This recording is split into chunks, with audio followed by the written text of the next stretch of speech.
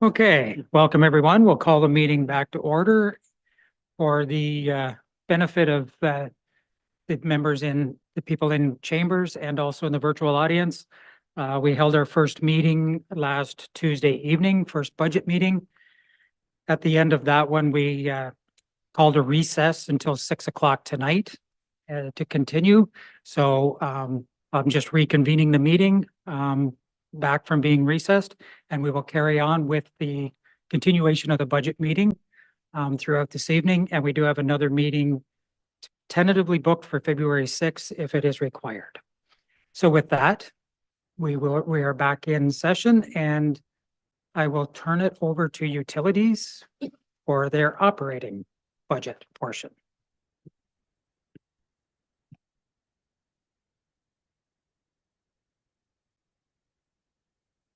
Good evening, members of council. Thank you for the opportunity to highlight the utilities operating budget proposed for 2024. The utilities division is responsible for the treatment and distribution of drinking water and the collection and treatment of wastewater in Loyalist Township. For the drinking water system, staff operate and maintain 2 water treatment plants, 3 water towers, 1 standpipe, 1 booster pumping station, 81 kilometers of water mains, 470 hydrants, 650 valves, and almost 5,000 water meters. For the wastewater systems, we operate and maintain 2 wastewater treatment plants, 8 sewage pumping stations, and 71 kilometers of sewer mains. As described, these are vast, complex, and highly regulated systems that provide services to the citizens of Loyalist Township. Next slide, please.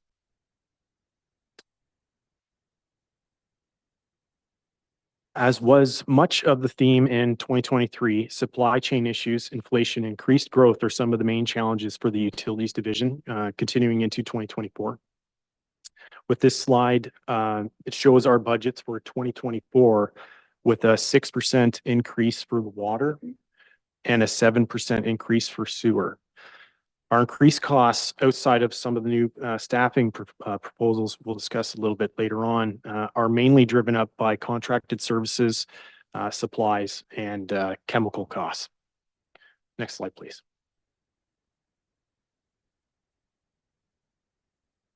In 2024, you can see at the far right of the chart has the approved combined monthly fixed rate, and it has stayed the same as 2023.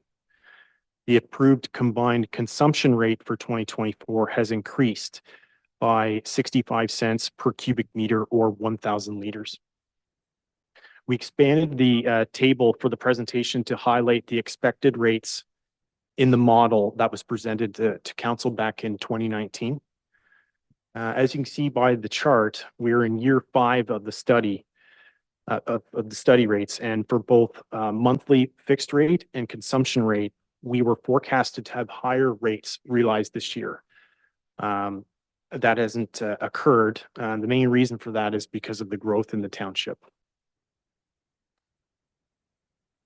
Just another note, an impost and user rate study by a consultant is scheduled for 2024. This is required by the MECP.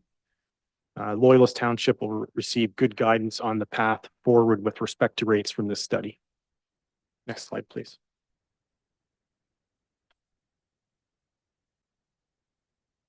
This chart graphic shows the average monthly bills since 2015, and it includes the latest for 2024.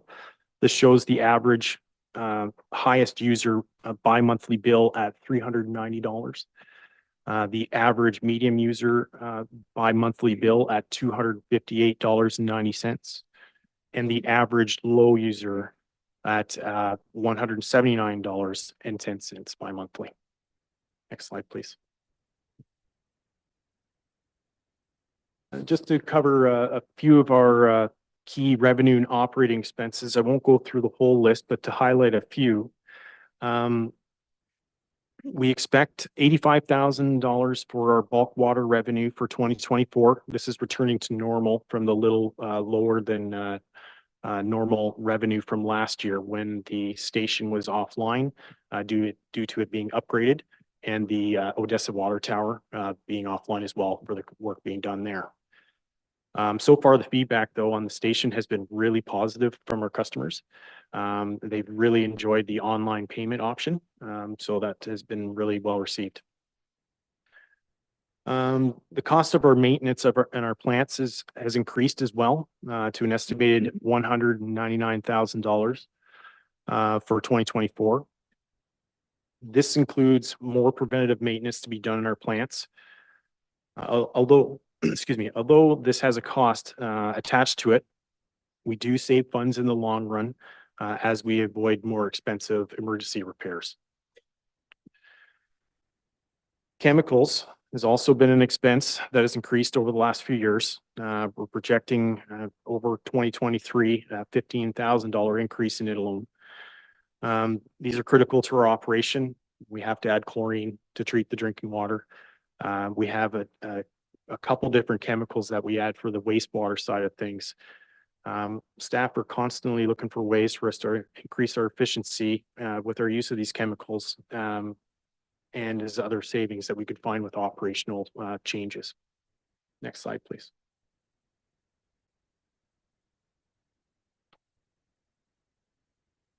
For key operating changes for 2024, here we've listed a bunch here, but I'll just highlight a few. The Bath Water Treatment Plant sewer surcharge has dropped considerably from last year. This is an example of staff finding efficiencies, and I commend staff's efforts on this. We've been able to change our operations to find those savings, so that's fantastic. We have an increase in the sewer collection system inspection and repair budget. We're going to be deploying some enhanced repair techniques that are trenchless. So what that does, it negates the need to excavate a road or boulevard to repair a pipe.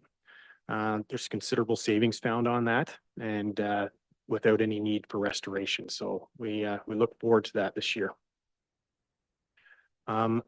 Also, as you've heard from other managers, our underground infrastructure locate costs have risen significantly, and I'll speak more to this in a future slide.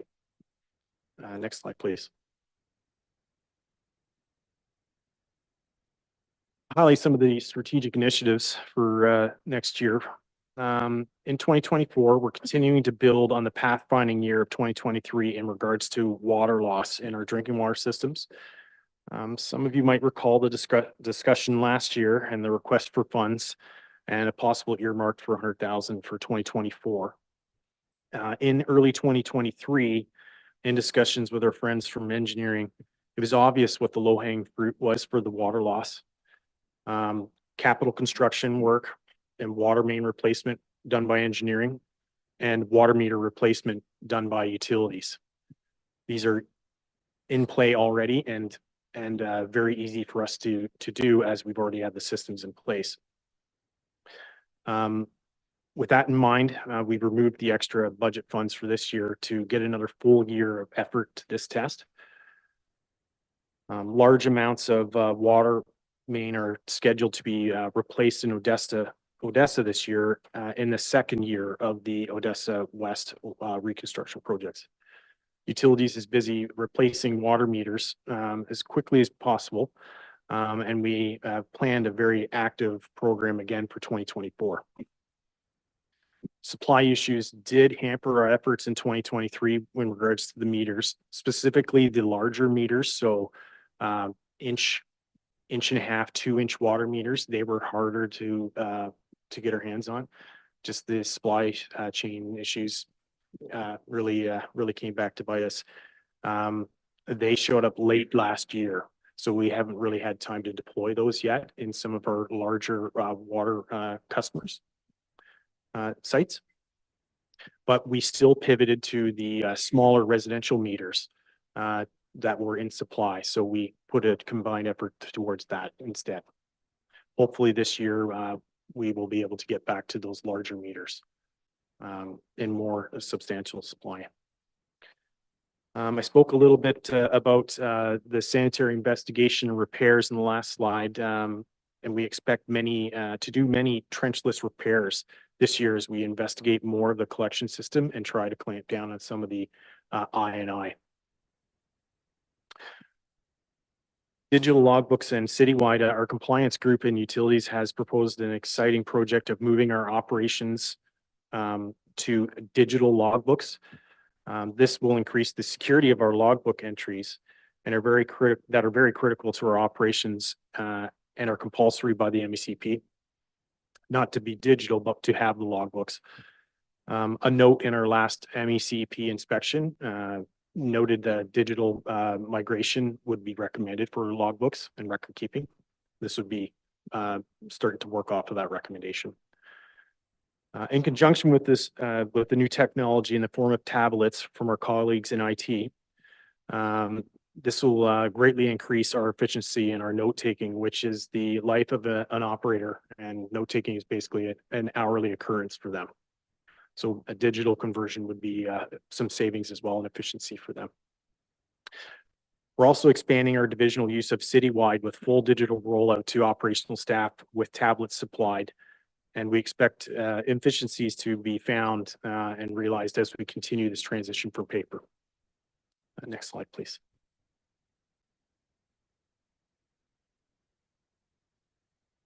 Okay, underground infrastructure locates. Loyalist Township has had contracted services for the underground infrastructure locates for many years. These cover the water, storm, sewer, and street lights in the municipality. A contractor locates those on our behalf. While the service has always been fairly consistent on the price in the past, the quality of the work was okay to mediocre. But in general, we were happy with the arrangement. Unfortunately, this changed as many things have post-pandemic. Post-pandemic, Loyalist Township locate requests have increased significantly as growth in the municipality has increased. As you can see from the chart, 2021 and to 2022, there was a large increase in locate requests.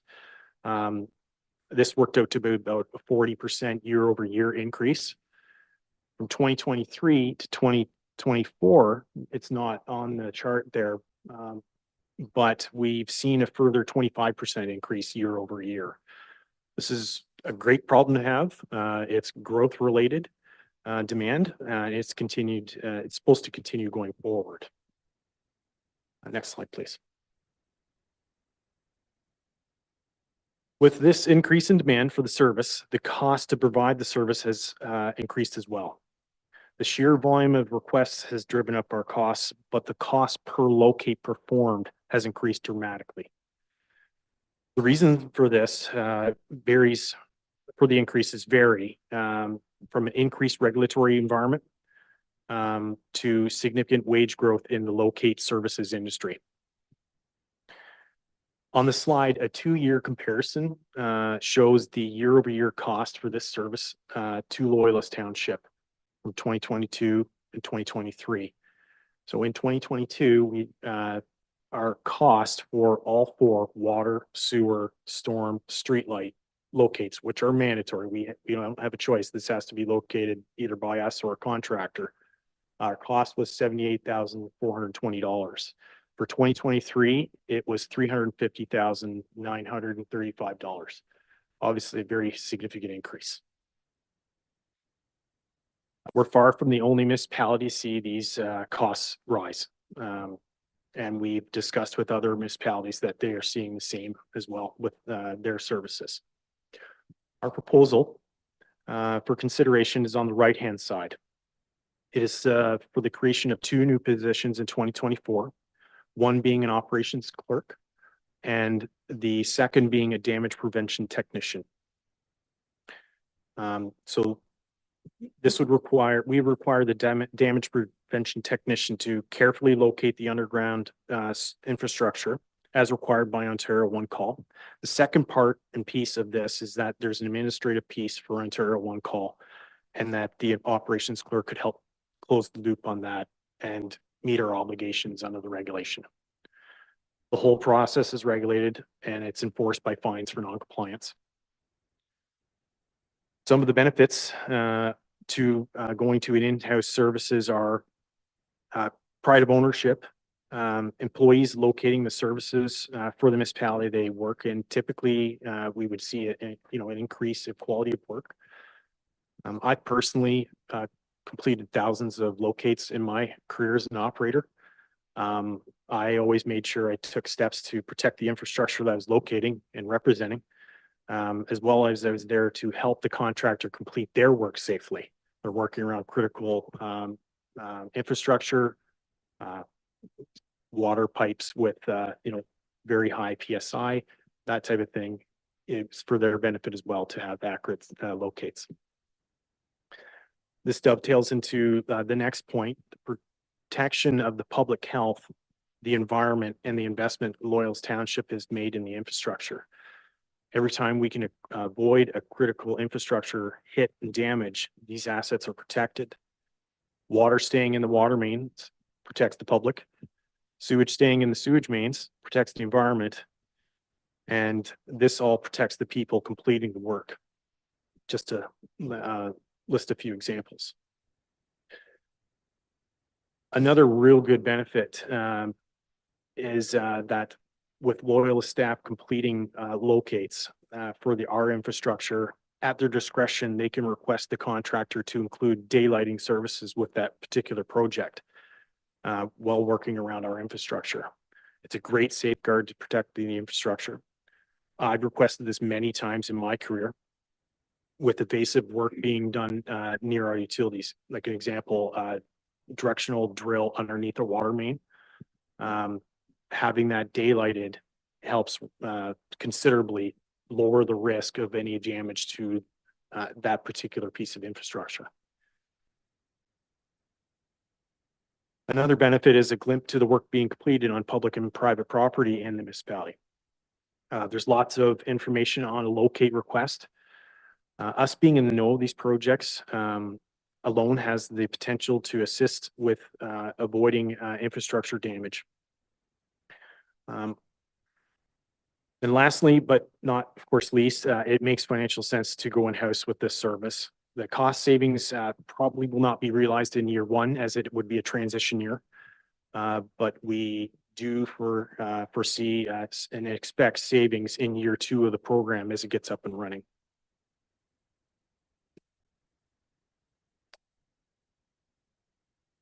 And next slide, please. In closing, on behalf of the Utilities Division, I'd like to thank Council for its support of our work and your consideration of our 2024 operating budget. Thank you for your time. And if there's any questions, I'd be happy to take those now. Council, any questions at this time? Councillor Ennis. Thank you, through the chair. For the two new positions proposed, both proposed to be funded 44% from general rate and 56% from utilities. How do you come up with those percentage breakdown? Through you, Mr. Mayor. Those percentages were from historical data from our locates completed to this point. So, for instance, we would have 48 or 58% of our locate requests would have water and sewer attached to that, and we wouldn't have storm and streetlights. So in general, that's the percentages that it all breaks down to. We'd have 58% of water sewer, and I think it's whichever the other number was there. I can't remember off the top of my head, but yeah, so it broke down that way with the locate requests that were coming in, where those locates fell and what infrastructure was there. That could change though, depending on the location of the locate request itself. Councillor Budrick. More looking for a comment through you, sir. More looking for a comment than anything. I hear a lot from a lot of people in the municipality about our water rates, and going through Statistics Canada's CPI index for the last 10 years, its average is at 2.65%. If you take the low number at 125.14, It models out what we've done as a 43% increase, which is 10% higher than what CPI is. And in the medium version, it's 63% of an increase, 26% higher than CPI. And on the top one, it's 83% higher, which is 41% higher than our CPI. I was just curious if we could get some sort of reasoning or rationale, because it is one of the two biggest things I hear about from our constituents where their complaints come from. And if we could just throw an answer at that, that'd be appreciated. Thanks. Through you, Mr. Mayor, I'll say a little bit just to respect to this budget. So the majority of the increase in cost from the, I think it was the first slide, the 6 and the 7%, the majority of that is for the 2 new positions. It's the lion's share of the increase for this budget. And I don't have the figure of what it would be without those, but we'd still see the cost of the locates service provided coming in there anyways. So, but I can speak to that's why for this budget. And I don't, the director may want to jump in. So through you, your worship, another point as well is, yes, the 2 new positions is the lion's share of the increase, in addition to the non-discretionary increase that we see. So we have facilities to run. Our hydro bills are extremely high, as you can imagine. And of course, we're hit with those increasing costs for hydro, for gas, for Bell, for so all the utilities as well. So this year, and I believe Sean mentioned that we are relooking at our water and sewer rates. So we have to redo that study in order to reapply for our municipal drinking water license. It comes with part of that study is you have to redo another financial plan. So the rates really are based on the amount of money, the amount of funds that we need in order to run those facilities. And I guess year over year, one of the slides that Sean discussed was the comparison between the approved rates versus the model. And we do realize that the rates are a little bit higher than, as you mentioned, than our neighboring municipalities. But we could have recommended the council to follow the model, which the rates would have been higher than they are today.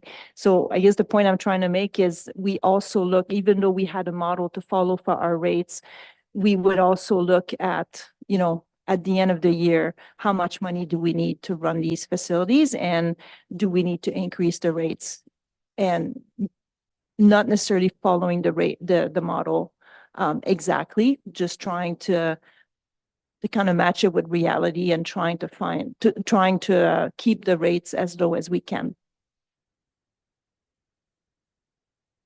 Any other questions? Councillor Broderick and then Councillor Parks.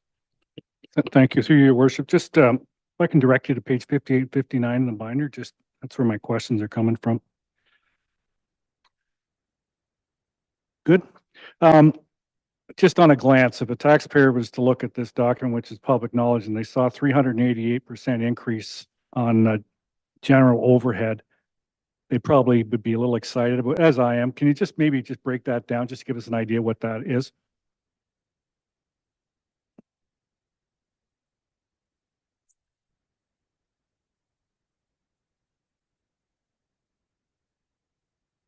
Yeah, no hurry. Through you, Mr. Mayor. Yeah, so that particular line item, there was a typo there. So it is a different number. And not sure. Okay, there it is. Yes. Okay, so that's the corrected version? Correct, yes. Okay, it's still a little, 89% still. Maybe just break down what is general? Like, what do you mean by general? Sorry. Okay. Yes, we have some. So basically that line kind of rolls into the water gross budget and the sewer gross budget. So the general gross budget is mainly the cost of like the utilities management team, the Millhaven garage where where we house the staff, the vehicles. So the costs that are that you can spread over the water area and the sewer area. So it's captured under general gross, and then it's a financial exercise as we balance the budget to actually roll these costs into the water gross and the sewer gross. It's mainly what we call the internal allocation. So when we put these binders together, we didn't notice that there was an error in the number, but it didn't change. Like all these numbers are supposed to roll into the water gross and a sewer gross budget. So your subtotal does not change. Like, could continue, please. So general overhead, basically, it's expenses that aren't dependent on water and sewer, like it's a building or it's people, or it doesn't go up if water use goes up, it doesn't go down if water use goes down. Is that a simple way to say it to a simple guy? In general, yes. Okay. There's going to come a point where that will have to increase at some point, but you're correct. It's basically the management and general operations of these facilities. Okay, and I don't know if you want to go back to your slide or not, but just the underground locates.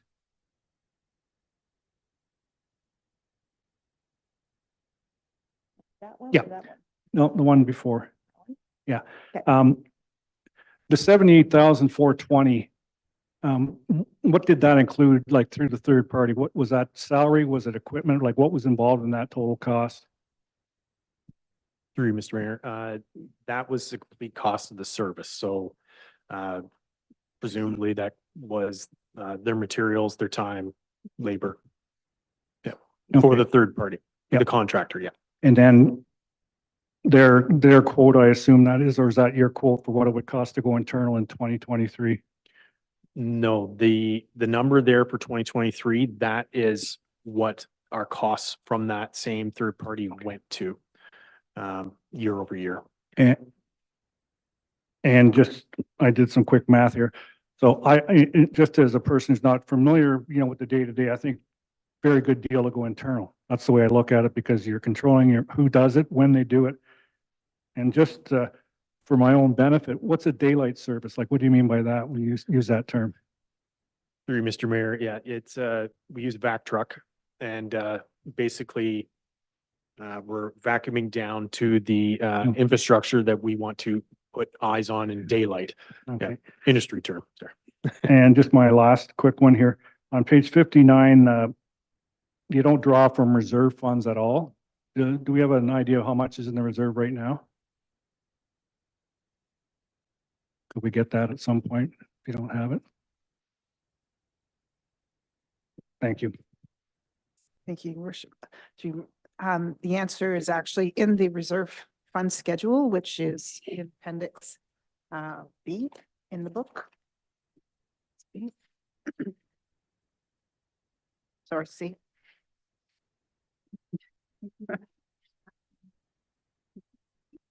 Tab 9. So you'll see in category B2, we have the water impost fees. Those are some of them, but we actually have we have the utility water and sewer rates at the bottom of category D. Special area capital water is 1.7 million and special area capital sewer is 2 million. Oh, sorry. It's there's a slide that we will be looking to shortly. And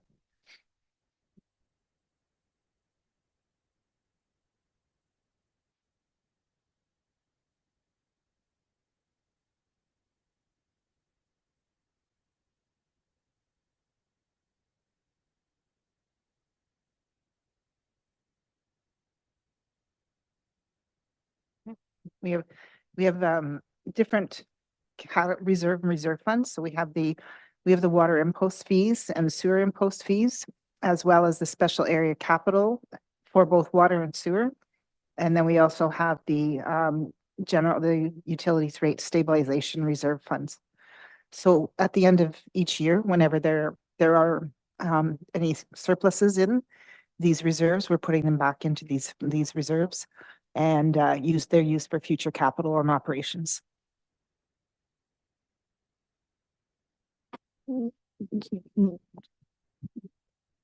Thank you to staff through the mayor. Just wondering with the damage prevention technician, if that's something, those services could be contracted out to private homeowners as a revenue stream going forward, or if there's a liability with that, doing that. Through you, Mr. Mayor. Sorry, can you please clarify the question? Just with you're doing locates, I'm assuming most of this is on township property that you're doing it. Can those services be extended to private homeowners for their own water lines coming into their houses in the future, and looking at that as a revenue stream for utilities? Through you, Mr. Mayor, it is possible. We do provide that service right now through the third party contractor.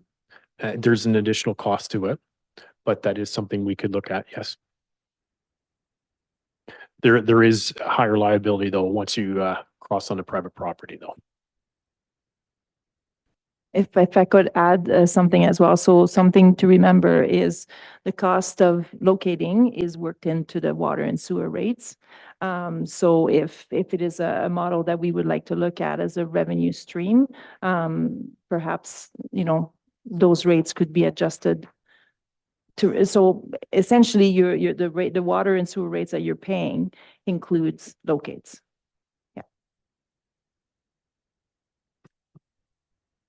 Any other questions at this time? Being none, we'll proceed.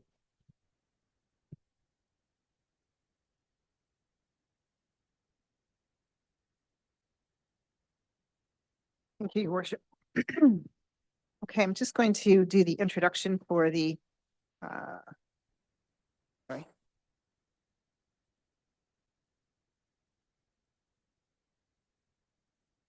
General rate capital budget.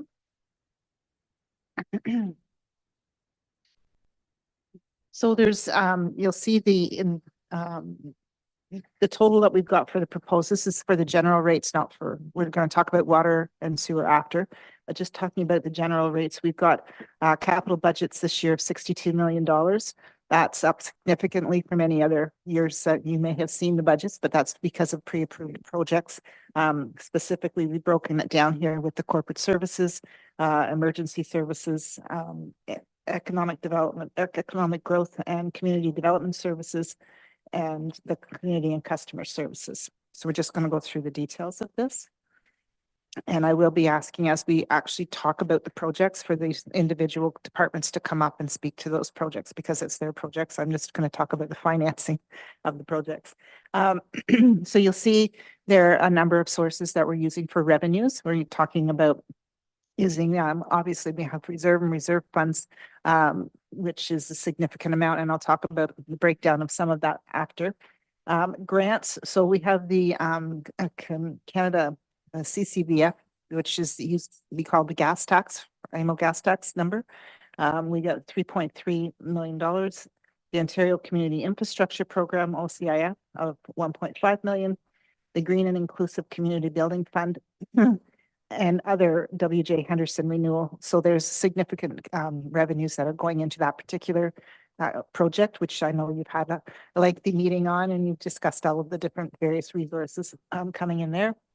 Development charges, $8.6 million, third-party agreements, and sorry if I got the wrong one, the development charge is 13.2 million, and third-party agreements is 8.6 million, and capital contribution, which is the money that's actually coming from our reserve. We put the $2.5 million in out of operations each year, and this is where you see it's coming back into to supplement the $62.1 million that's needed. There's also an unfinanced amount of $10 million. This is from projects that have been, that are in the works, right, which is basically the hub project. And there is one other project that we're going to talk about later. Other than that, we haven't got any new additional unfinanced, which will be debt. Talking about the reserve funds. So we have, out of our reserve funds this year, we're taking 2.2 million out of fleet and equipment. And then we've got general capital reserve fund of $3.5 million. There's a number of different projects. There's actually a schedule in your binder. I believe it's 10, section 10, and it's got the breakdown of all of the different projects and how they're being applied, what the money's being applied to. Parkland Reserve Fund, these are specific projects. There's money that's set aside out of developments and it can only be used for recreation projects. We've got 3 projects that are being used this year. And then we have other reserves, various small reserves of 284,000. This is the summary of the sheet that I was speaking earlier about. So this is just a subcategory. It's hard to fit it all onto the screen. That's why the budget binder is so good, is that you can get the actual details of the money that's going in and out. And this shows you that one of the things, though, that I will highlight is that at the beginning of the 2023, or the projected number from 2023, we've got $48 million. And at the end of this, if this budget is approved as it is, it's a significant reduction in reserves to $31 million. So that's something that is going to be highlighted over time. And if we continue to use the money that's in these reserves, that'll be a detriment to the municipality. So we'll be preparing a long-term financial plan where we can show where we're actually going to be able to finance projects, not use debt financing, and make sure that we do get our reserves so that they continue to be healthy and that the municipality doesn't have any issues with projects or emergencies that might come up in the future. This is a cumulative funding gap, and I'm not going to speak to it too much. This has been something that's been ongoing with the municipality for a number of years. And like I said, when we get to the long-range financial planning and we start taking a look at what's coming in the projected future with some of the new industrial sites that we've got coming online, as well as growth in the township, I think we'll be able to find out that we can deal with this funding gap and make sure that we don't have it go in the wrong direction in the future. The general rate 5-year capital projection, the reason this has changed in previous years, it's always been a 10-year capital plan. We've ramped this back to 5 years just for this particular budget because we know that there's some uncertainty going on right now with growth and some of the different projects that we've got. We've got new staffing changes that are going to be looking at the asset management plan. You've got some other major infrastructure growth plan, other plans that are coming online. And it'd be nice. What we want to do is we want to accumulate all of those different types of capital plans together and then do a proper 10-year capital or revise and review what's already been in place and make sure it's on target and then put the financing that's going to go with that in line as well. So we just have a clear picture, and then next year's budget, you'll see that 10 years. In fact, we're anticipating halfway through this year, we'll try to bring back a 10-year capital project. We'll try to bring that plan back before we actually get into the 2025 cycle for the budgets, so that it's clear for council, what you're going to be dealing with, and also making sure that we've got all the projects that are on the plan that are what you're going to be looking for the next 10 years. This is a summary of the forecasted debt for the next 10 years. And the only thing to bring to note there is, excuse me, a significant increase. We currently have large significant amount of debt that's got a 0% financing on it right now. And in 4 years, I believe 6 years, it's going to start accumulating interest. So 0% we will appreciate for the next few years until we get to where you start to see the steeper growth. And that's it for the general overview, the financing side of things. So I'm going to ask each of the different directors and managers to speak to their respective capital projects that we have. And that's okay. Before we proceed, are there any questions at this time on what was just presented? Counselor Ennis. Thank you through the chair. It may come through from the managers to come speak, but I'm interested in just more detail on the development charges reserve and 13.4 million, leaving a 7.6 deficit in that fund, and just some more details on that. And how we're going to fund that, that'll be something that we have to talk about probably in future meetings is because of the significant size of the project that we have, we'll have to try and find some interim financing for it, but this is projected based on the approval of the entire W.J. Henderson project in 2024.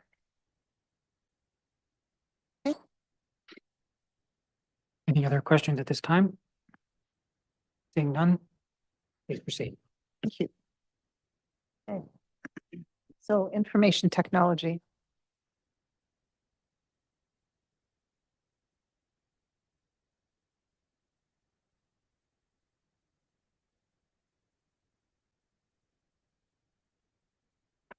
Good evening. Thanks for the opportunity to go through the capital budget for information services and GIS.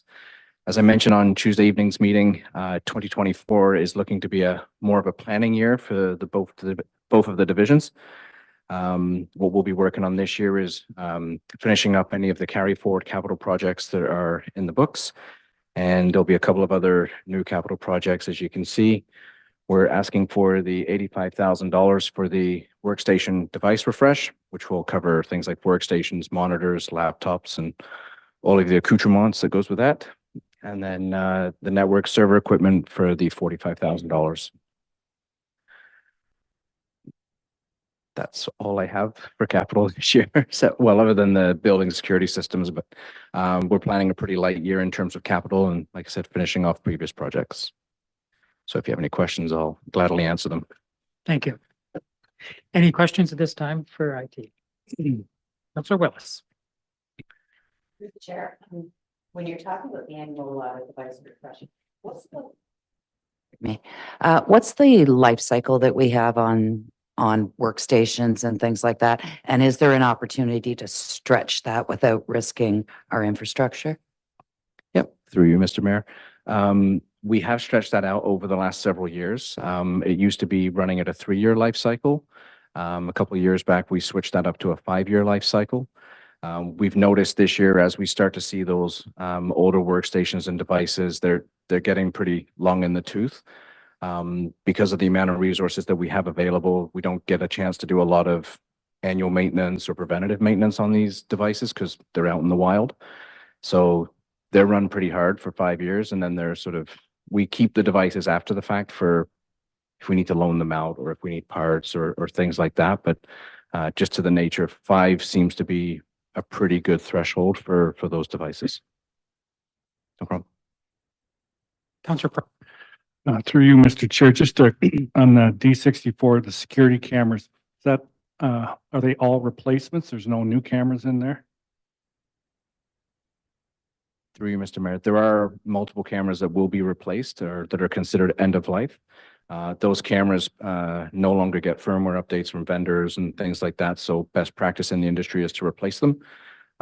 There are some cameras that are very near the end of life that we can stretch out for another year or two. And we've taken steps we know which ones they are and what have you. So that's why it's a lower amount this year. And how many sites, give or take? If I can remember correctly off the top of my head, I think we've got 12 sites currently with cameras, and we're running somewhere in the neighborhood of about 80 to 100 cameras. And those cameras, I guess, in a perfect world, are they all similar platforms, whatever the terminology is? Yep, we stick to one specific vendor, so it's easier for the IT staff to work off of one system. Any other questions at this time? Seeing none, thank you. We'll proceed.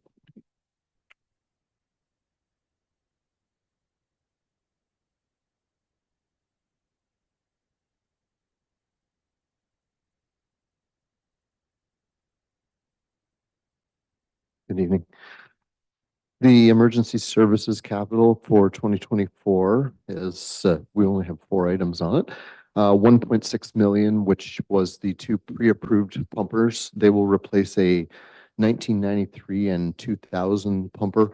One is well beyond its life cycle and the other is going to be at the end of its life cycle this year. 51,000 is the life cycle replacement on a set of auto extrication tools for the Odessa Fire Station. 63,000 for our bunker gear replacement, which is 10-year life cycle on it, both for our existing personnel and any new recruits that we hire in 2024. And 30,000 for general equipment, hose, pumps, fans, that kind of thing. We've also started switching out to battery powered and eliminated gas powered to go with some of the green energy initiatives. Any questions? Thank you. Any questions at this time? Councillor Broderick. To your more of a comment, I think this is one area where, with respect to all the departments, that we can't scrimp on anything. I think it's for our residents, it's the most important department in the township for various reasons. It's one of those departments you just need them when they're there, right? Any other questions or comments at this time? Seeing none, just to clarify your last statement there, I noticed when I was down at the extrication demonstration last fall, I guess it was, all of the extrication equipment is going to be replaced, as you said, with the battery eventually, if it's not now. Yes, Mr. Mayor, that's correct. The newest technology in vehicle rescue is all going battery powered. Currently, we run 2 sets that are battery powered and 2 that are gas. This set will be a life cycle replacement for one of those gas sets, and it will be battery powered. Thank you.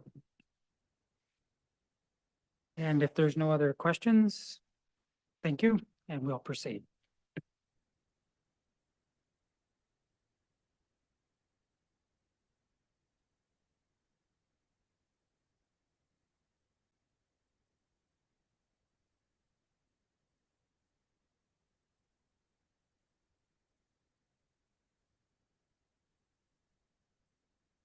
All right. I'm assuming everyone can hear me okay. Thank you very much for the opportunity to present to you tonight the Engineering and Environment Capital Project Budget. I wish I could be there in person, but unfortunately it'll have to just remain virtual. So you'll notice right off the bat, obviously that's a large number for the general rate. With the obvious note there that includes the W.J. Henderson Recreation Center renewal project as the large outlier in that number. So once that gets removed, we're much more in line with what we've seen for projects over the last number of years. And then the utilities value at 8.1 million. Just a couple notes before we get into some of the details. So these 2 values don't include any of the carry forward from previous years. And we won't be going through all of the engineering managed projects in these slides, but we'll be highlighting some of the larger initiatives and trends that we're seeing in our projects. But I'm happy to answer any details that come from any of the pages within the budget binder tonight. Next slide.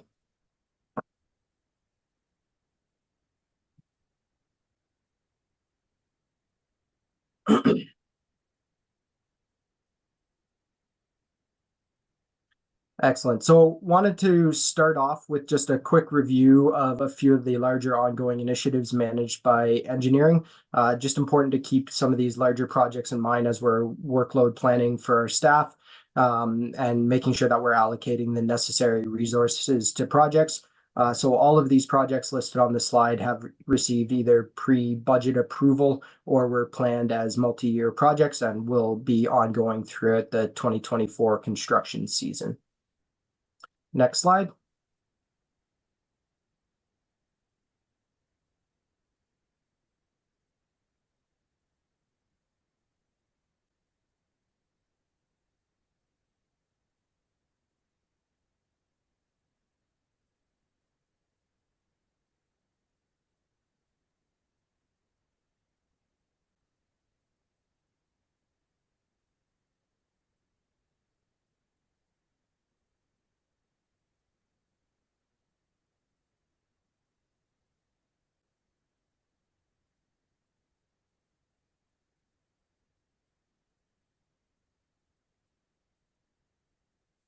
Excellent. Thank you.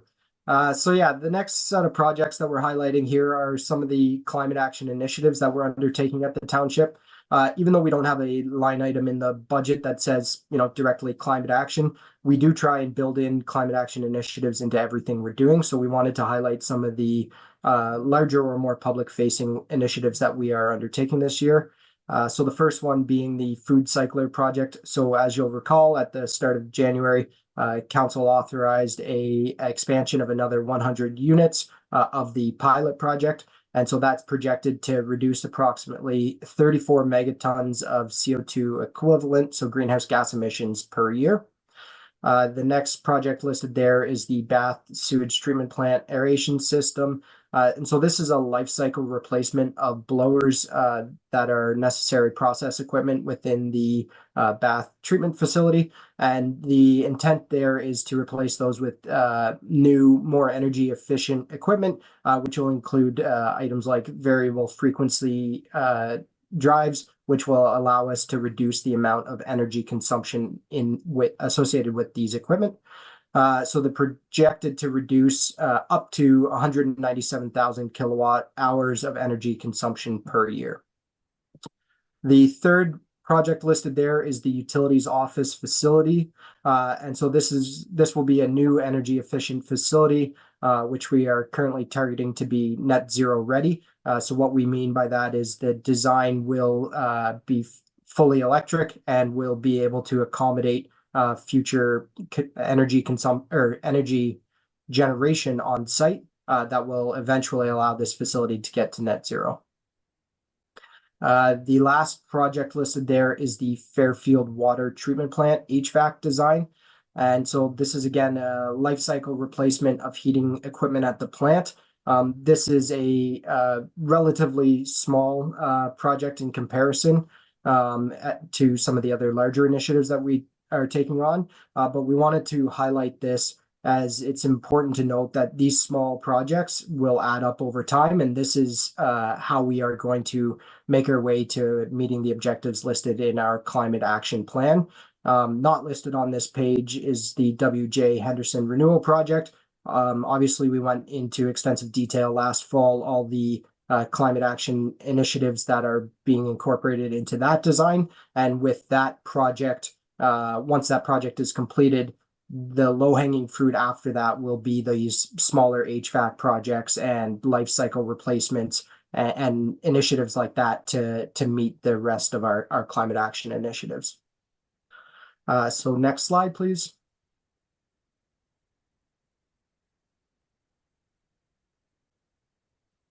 Yeah, so the next grouping of projects are centered around active transportation and pedestrian-centric initiatives. And so during the infrastructure master plan, through the public communications and surveys, a big item that leapt out at us was creating pedestrian-friendly streetscapes, including more active transportation and traffic calming measures.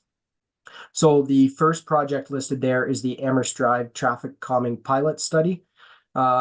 So again, we are proposing this based on a study completed through the IMP, and we would aim to capture before and after speed data of various traffic calming measures, such as flat bollards, curb bump outs, signage, etc., that would then be evaluated against the impacts on operations to help develop more permanent design standards. So an example of what I mean for that is you can install temporary curb bump outs that extend the radius around corners at intersections. But what we need to understand is how to optimize that radius to slow traffic, but still allow for larger vehicles to make those turns, such as our buses or emergency service vehicles or plows. And so through the use of temporary measures, we're going to be evaluating how best to go about implementing some more longer term design standards and permanent features. The next project listed there is the Main Street Potter Creighton South reconstruction.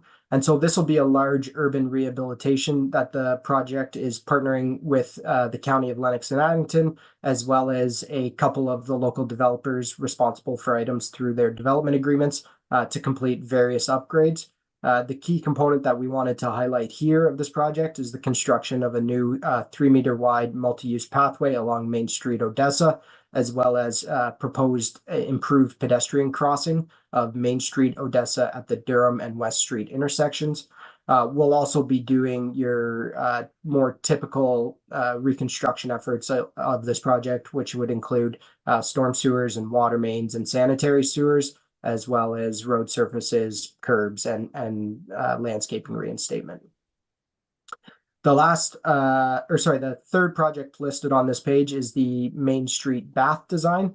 And so this was a project that's been partially funded by the Connecting Links grant funding from the MTO, as this is what's deemed a Connecting Link road section, being a municipal operated roadway that is flanked on either side by Highway 33 being a MTO operated roadway.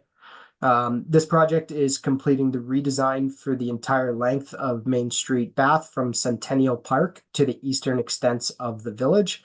And it'll include a review of the intersection design options at Windermere Boulevard, such as a roundabout or signalized, as well as additional pedestrian crossings along the stretch, 3-meter wide multi-use pathway, and sidewalk upgrades along this stretch as well. The final project listed on the page is the County Road 6 and Taylor Kidd Boulevard upgrades. So this is a project being driven by the County of Lennox and Addington, and they are intending to construct a roundabout at this intersection, along with their associated upgrades for the approaches. As the lower tier municipality, we are responsible for pedestrian measures along upper tier rights of way. And so this project proposes to complete pedestrian pathway and road crossing upgrades in conjunction with the county project to avoid rework being required in the future. Next slide, please.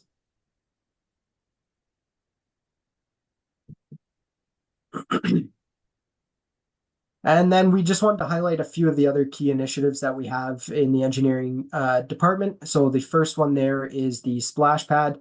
And so this design is proposed to commence as soon as the recreation master plan is completed and approved by council. There have been numerous discussions of this item in the past, so we're proposing to carry money for the design now, just preempting the results of the recreation master plan. Obviously, the design would not proceed without council first endorsing that plan. The Amherst View Waste Pollution Control Plant headworks upgrades identified through the infrastructure master plan. So we are carrying money for this design prior to the full completion of the IMP, as this initiative is linked to potential future capacity constraint at the plant. So the study that we've conducted has identified that the headworks, which is where all the sewage flows come into the top end of the plant, that there's potentially hydraulic limitations there. And so these are additional measures that would help alleviate those hydraulic constraints, as well as looking at implementing new screening or other measures which would remove grits and solids from the plant and help reduce some of that maintenance that our colleagues in utilities are seeing associated with the downstream effects of the plant. And so ideally that would lead to reduced maintenance costs and easier time and maintaining the plant and extending some lifespans of some of the various equipment. The last item here is the Nielsen Store roof replacement. So this is a life cycle replacement of the existing roof. The facility is subject to a heritage designation, so it'll require the necessary permits to complete the work. The design of the roof will evaluate heritage appropriate materials and work with the Heritage Committee and the Nielsen Store Museum Group to coordinate the end solution there. And I think next slide is questions. Yeah, so it's on to recreation. So if there's any questions on engineering, I'd be happy to answer those. Thank you. Any questions at this time for engineer? Seeing none, we'll proceed. Thank you.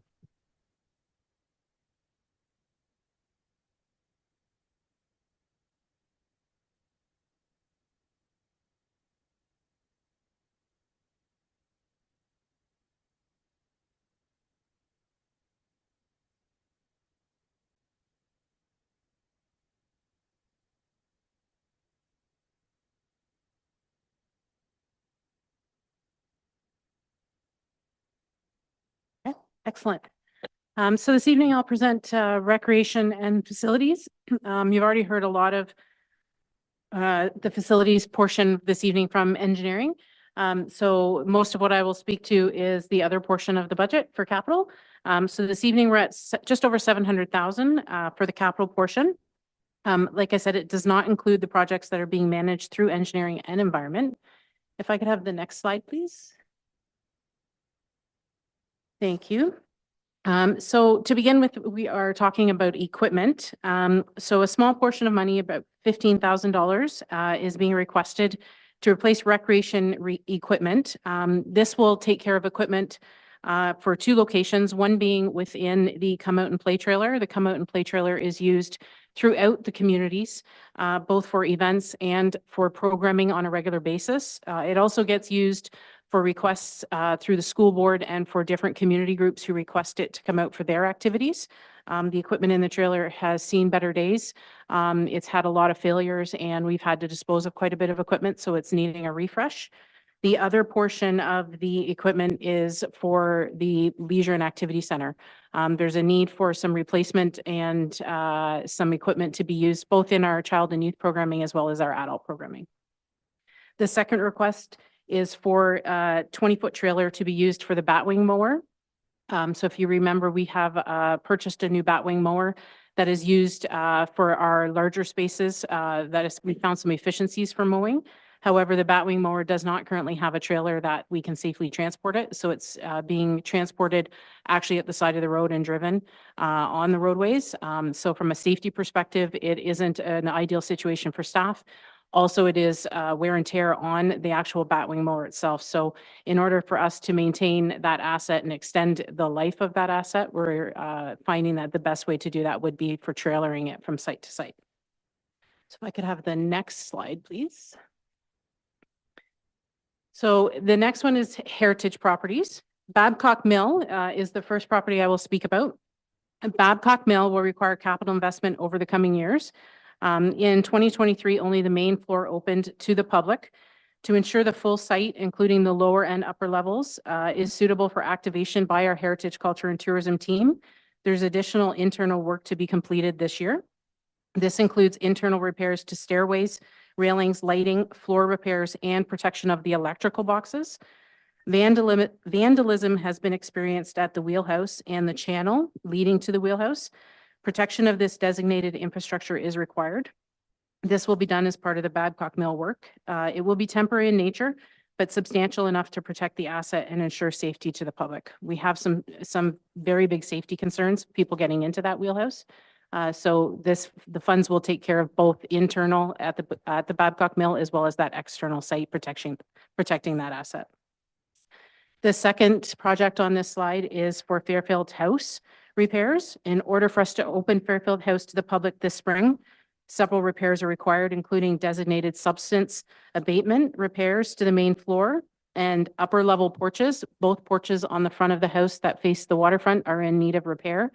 They have last year we did need to caution tape those off and public were not permitted on those areas due to safety concerns. Ceiling repairs are required in some of the rooms on the main level. And soffit and fascia repairs are required to prevent wildlife from entering the facility. So there's quite a bit of work that is due there that we're going to need to do just in order to open that facility to the public. The third is Sand Beach on Amherst Island. This is actually being recommended to be funded through our parkland reserves. This is a conservation area on the south side of Amherst Island. The site includes an easement through the Ontario Heritage Trust. Repairs to the boardwalk are required, including the addition of stairs for access from the boardwalk to the beach area. This is an effort to keep people off of the sand dunes. Design work has been done and estimates have been received. And we're estimating that the work can be completed in the early portion of 2024 so that it can be enjoyed throughout the season. If I could have the next slide, please. So finally, parks and sports fields. J. Earl Burt Memorial Park replacement. If you recall, this is where we had some issues with the bleachers. However, that's not what we're here to talk about tonight. We're requesting $75,000 for this project. The current ballpark fencing and backstop is in very poor condition. In fact, in some areas it's falling apart. In the past, it's past its current expected life, and it is a safety concern. It is actually a well-used ball facility. Work includes replacing both the backstop and the outfield fencing, as well as the out-of-play fencing and the fencing that is around the actual players' benches. The next is our tree program. This capital initiative is to address tree management, including diseased trees and replanting that is required. So this is to continue what we've started over the previous years. The third project is $100,000 for Fairfield House. It's the park fencing that is around the actual house. So it's repairs that are required to the stone wall that is in the south side of the Fairfield House that runs parallel to the park path. The white fence that's on top of the stone wall requires substantial repairs, as does the cedar rail fencing that is actually around the property. The next is $20,000 for the Gowan property on the island. It is the stone columns that are on the property. They're actually failing and starting to come apart. They require repairs. So we have actually been in touch with representatives from Stonewall Canada, Drystone Canada. We believe that there's drainage issues that need to be taken care of. So the $20,000 is actually to complete some design work in conjunction with them to come up with a solution on how to have those rebuilt properly. The next project is actually to be funded through parkland reserves as well. It's $187,000 for our park signs.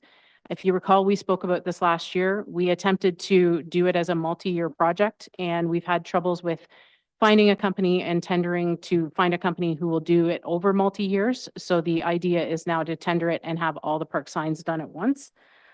This will ensure that our parks are all branded and that we have the appropriate signage in our parks moving forward.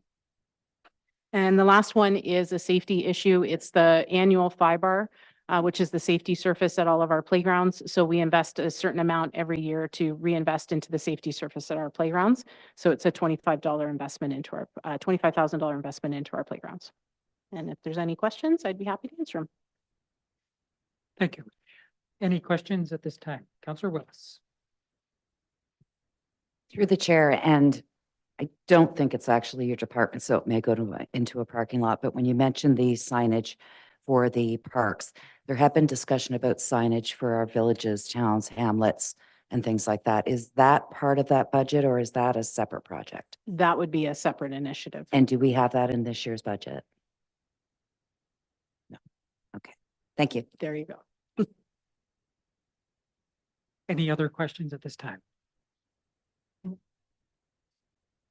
Councillor Parks? It's more a statement. This is more a statement. I'm not sure if this is the right time to bring it up. When we talked about the park signs a couple of years ago in the design, I brought up a concern about addresses on the signs. Just wanted to make sure that was being taken into consideration, because if out-of-town visitors, they may not know the address. That's all. Through your worship, it's an excellent question. Yes. It is civic addressing on the park signs is something that staff is working towards, both from a tourism perspective, but also as a safety hazard or a safety perspective. If there's ever an incident in a park and, you know, a panic situation, where am I? You're calling 911.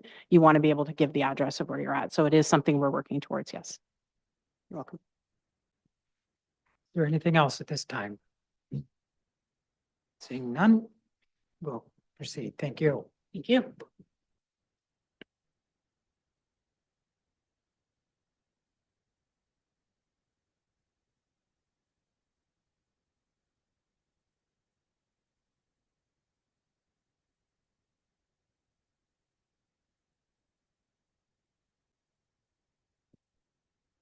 Saw the green light, forgot about the red. That's the 2024 Public Works capital budget for this year is 7.2 million for the general rate and another 210,000 for utilities. Next slide. Many of the road projects have already been presented as part of the engineering division's earlier presentation that will be undertaken this year. Public Works has a few additional projects that we're looking after. Old Wilton Road will be reconstructed from the north end of the asphalt in the semi-urban section, just north of Scotland Road up to Maple. This work will include ditching, reconstruction of the hill that leads down to Maple, as well as resurfacing of that section of road. The budget includes money for the installation of surface asphalt on Manitou Crescent East from Park to Sherwood. This project is related to the new development that occurred in the area several years ago. If you look at the curbs, you'll see that there's a gap there for another lift of asphalt, and we've been waiting for the development to be completed in order for that to proceed. So I will note, though, the Park Crescent portion of that project has been deferred pending additional development work in the area. So. The larger Village of Stella reconstruction project has been deferred due to budget constraints. The Public Works, this project, the Stella Road and Culvert Repair Project, is a temporary asphalt repairs for the Stella 40-foot road from the ferry dock to the four-way stop, some spot repairs on Front Road, and the replacement of the large diameter culvert that's nearing the end of its useful life. And finally, Public Works has also included $100,000 for various hydropole relocations on rural roads. The township's had several projects delayed while waiting on Hydro One relocations, and we're trying to get these poles moved well before the road projects come along. So. Next slide. During last year's budget, several new or revamped preservation projects were created coming out of the asset management plan. The first one is for this year is an annual HCB or asphalt road preservation program. Last year we started with a budget of $500,000 and increased with a goal of increasing it in subsequent years to a total of around $2.5 million. The program includes former crack sealing programs and has added microsurfacing, surface asphalt replacement, and other appropriate interventions. The program does not include roads identified for major reconstruction work or underground utility work, but instead focuses on maximizing the life expectancy of roads and the level of service where major construction is not forecasted. This year, the project will be focusing on surface asphalt replacement on several roads with a proposed budget of approximately $1 million. There will be some additional work as well to complete the outstanding 2023 microsurfacing projects that unfortunately did not get completed before winter.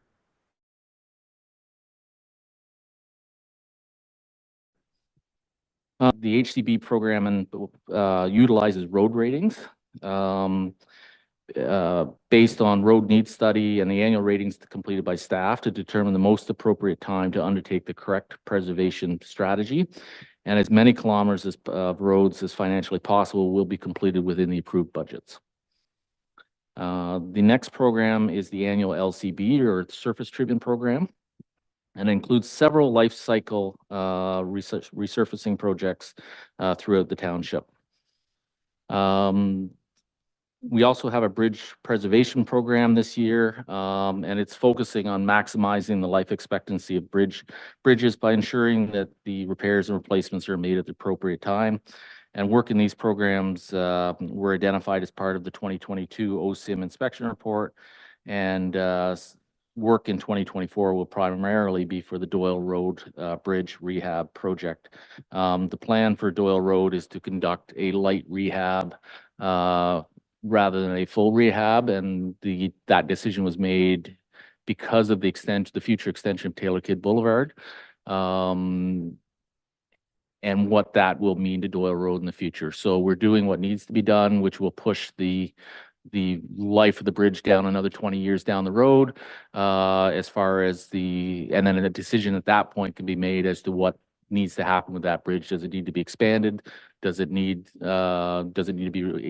need to be replaced? Could it be abandoned at that time because of Taylor Kidd? So it's pushing it down far enough that the bridge will still remain in decent condition until Taylor Kidd is constructed.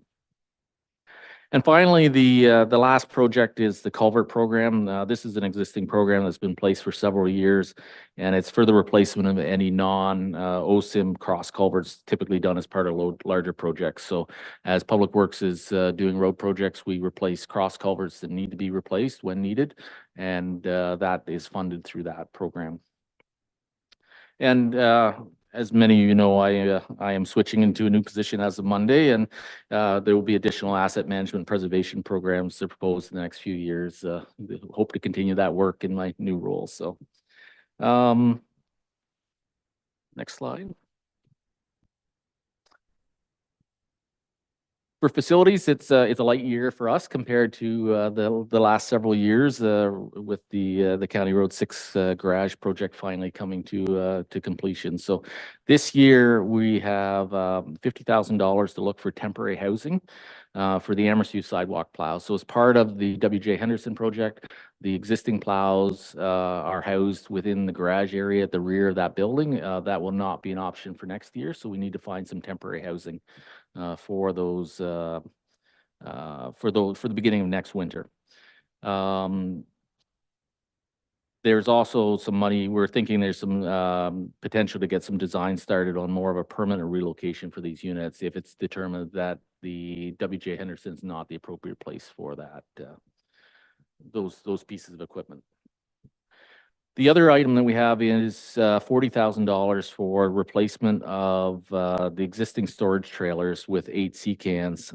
These trailers are in poor shape. They're old truck trailers that have been placed on the ground, and they need to be relocated in order to permit the future construction of a wash pad at the County Road 6 garage that was deferred as part of the addition project. Next slide. For heavy equipment or heavy duty vehicles and equipment, just a quick update, our 2021 truck chassis is finally scheduled to be built next month, or this month now, it's February. The chassis will be built, hopefully, like I say, in February, and then the delivery date to the township is expected to be fourth quarter of 2024. This is almost a full year longer than the date I provided to you last year at this time. Delayed equipment purchases are directly affecting maintenance costs in the operating budget due to aging equipment and availability of parts. This year's heavy equipment budget includes, council has previously provided pre-budget approval for the funding of the second Roller Pro unit that was recently done, and this unit is not expected to be delivered until 2025. There's $225,000 for the replacement of an existing 2010 sidewalk plow, and several sidewalk units are seeing extended downtimes due to age and availability of parts, with 4 of our 5 units down at the same time last winter. 1 unit was replaced in the summer of 2023.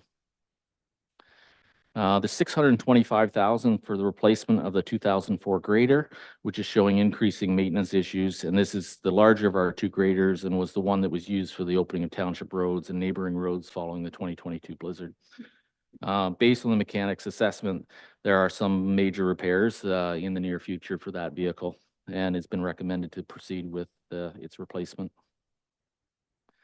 There's $250,000 for the replacement of a 2013 backhoe.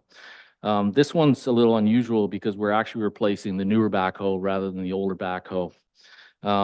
This unit's 5 years newer than our other unit. However, the operating costs per hour are almost triple those of the older unit.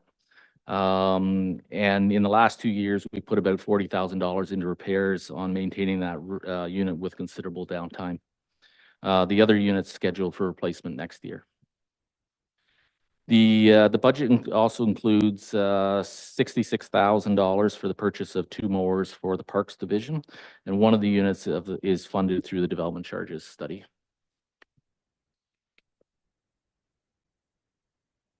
For the heavy duty pre-budget approval, there's no additional pre-budget approval for this year as part of this presentation. The previously approved vacuum roll-on, roll-off units been deferred to 2025 pending delivery of our first Roller Pro unit. And the second item on that list is the council has previously approved the second Roller Pro recently, and this is the chassis, the cost in the for this 2024 is the chassis. This would be the remainder of the unit when it's delivered in 2025. And finally, for light duty vehicles, so Loyalist Township entered into, sorry, next slide. Loyalist Township entered into light duty vehicle leasing program with Enterprise Fleet Management in early 2022. The pilot originally included 16 vehicles due for replacement in 2020, 21, 22. As many of you know, we had, during COVID, it was almost impossible to get vehicles at that time. And coming out of that, staff was able to purchase, ended up purchasing vehicles rather than leasing. During last year's budget, council approved additional vehicles into the pilot project for leasing. And we now have two vehicles have been delivered. The third is imminent, and 9 more will be later this year will be delivered. Council is sorry, 4 additional vehicles are included in the 2024 budget that council did not see last year. 3 are half-ton vehicles, 1 for our utilities division, 1 for our parks division, and 1 for our facilities group.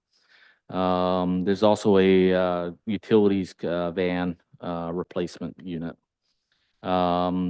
These vehicles will be purchased rather than leased through the existing program where we undertake additional financial analysis of the existing pilot project. I believe that's the last slide. Any questions? Thank you. Are there any questions? Councillor Boudreau. Through you, sir. Do you have a ballpark idea on how much we may recover from the sale of some of the heavy duty equipment?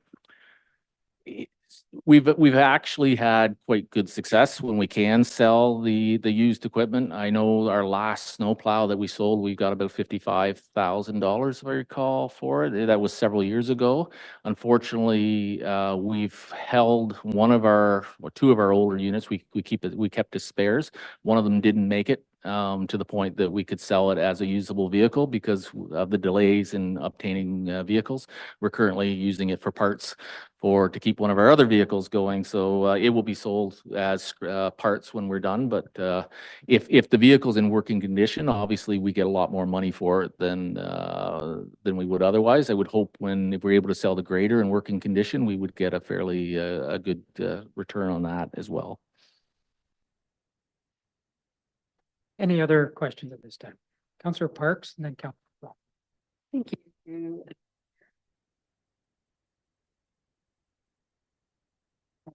Okay, go ahead. Sorry, through the chair to Mr. Scott. You had mentioned about the newer backhoe costing 3 times as much to operate. Can you just kind of explain that a little bit? Like, is it? We looked at the amount of labor, materials, parts basically that have had to go into that vehicle over the entire life of the vehicle. And we've done this with all our vehicles but the backhoe one really stood out when we were looking at it, and the sheer volume of costs for the running hours that vehicle has had compared to the other one. And like I say, it's almost triple per hour of use compared to the slightly older one. And they're different models or different brands. Okay. So that may be a large part of it. And, that's the type of information going forward when we start looking at fleet replacement is we can identify the types of vehicles that are better quality. Sometimes they'll pay for themselves in the long term. That's the answer I was looking for. Thank you. Through you, Mr. Mayor. Alex, just a couple of questions. The LCB and the HCB, those are programs to extend the life of a road. Do you have any idea, like a ballpark? Does it extend it 5 years, a year? It's obviously going to vary, but in a general sense. Yeah, it really varies depending on the amount of traffic, the type of traffic. If it's a bus route versus a non-bus route, has a major impact on the life of those roads. I've heard numbers generally in the range of you spend $5 now or you spend $40 later when you get into the maintenance. So if we can preserve the road so we don't have to get into the major reconstruction projects much longer, then over the life of the roads, it'll be much better off financially for the municipality. We can't afford to be doing reconstruction on every single road we have when they reach their minimum life. We need to extend them to their maximum life. Okay, and if I can just ask a more specific one, you mentioned the park and Manitou thing there, and in here, the way I read this, and I may be wrong, so in here it says resurfacing the Park Crescent between Manitou and Briscoe, and Manitou Crescent between Park and Westfield. So, and you said part of it was deferred? That's correct. So that was a project that was in there last year, and we're going ahead with the Manitou portion. However, there's additional development work that is occurring on Park Crescent, and we don't want to go and put new asphalt down and then rip it up. So that part will be deferred pending the completion of the development. Okay, so this 606,000 in the budget, is that then the whole package, just you're doing the second part of it later? Or is that reflective of both? It hasn't been adjusted for Okay. inflationary costs for a few years, so it would not have done the entire piece if we were proceeding this year. Okay, thank you. Councillor Willis. Through the chair, the Front Road Stella 40-foot project that is being partially deferred. Can you give me some comfort that the Stella 40-foot is the part that's going to happen and Front Road is later? So as I think I said in the presentation there, the plan is to do temporary asphalt from the ferry dock up to the Four Corners. And then there's some patching through the village itself, east of the Four Corners that needs to be done where the road's deteriorated. And there'll be some patching over the culvert when it's replaced, but it won't be full asphalt through the entire village. Any other questions at this time? Seeing none, thank you. And we'll proceed. Now.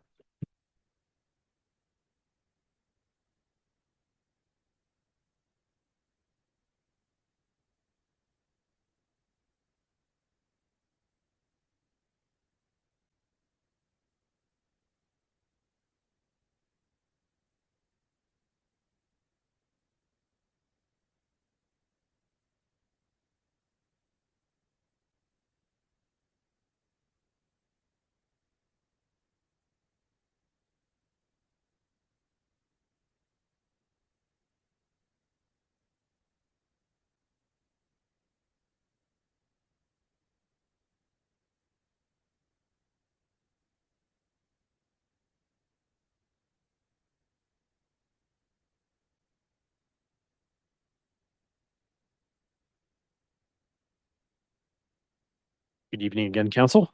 Thank you for the opportunity to highlight the proposed 2024 utilities capital budget. Next slide, please. Thank you.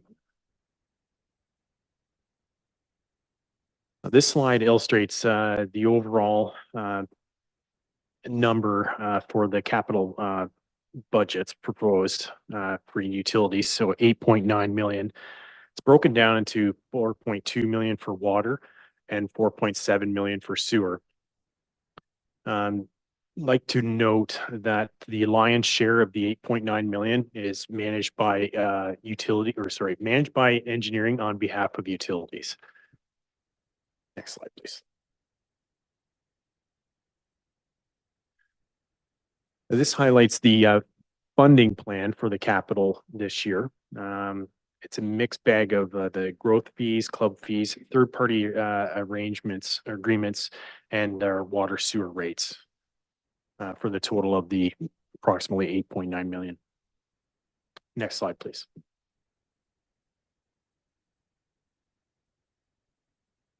This slide shows the 5-year capital projection.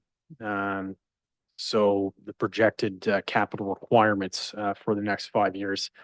I'd like to note that this is just a projection or a heads up on what the expenditures may come in over the next few years. This could change as costs go up. Best case scenario, they go down. Perhaps we were able to, extend the life cycle of some of the assets as well, so it could push them out. So it depends on the condition of the asset that is in question. So that could change the projection. So there's many variables to this. Next slide, please. We have a few capital projects this year. Here's a couple of the key ones that we're proposing for 2024. So the small container fill station, currently the hose connection at the side of the Odessa office here serves as a container fill station during the declared drought for rural residents. We're proposing a small container fill station this year, very similar to the bulk water station, but just smaller in scale. This is to provide a location for rural residents to fill totes. They're generally around 1 cubic meter, 1,000 liters in size. A recommendation on the location of the station is still being researched. And if approved, a report to council will follow to go into more detail.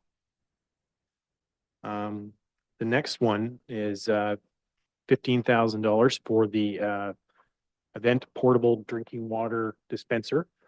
You may recognize that from Canada Day last year. It was a good success with that. It was good pilot project. The rental was free, so that was nice. And it was a very hot day, and I know the residents and all the puppies that were running around definitely liked it as well.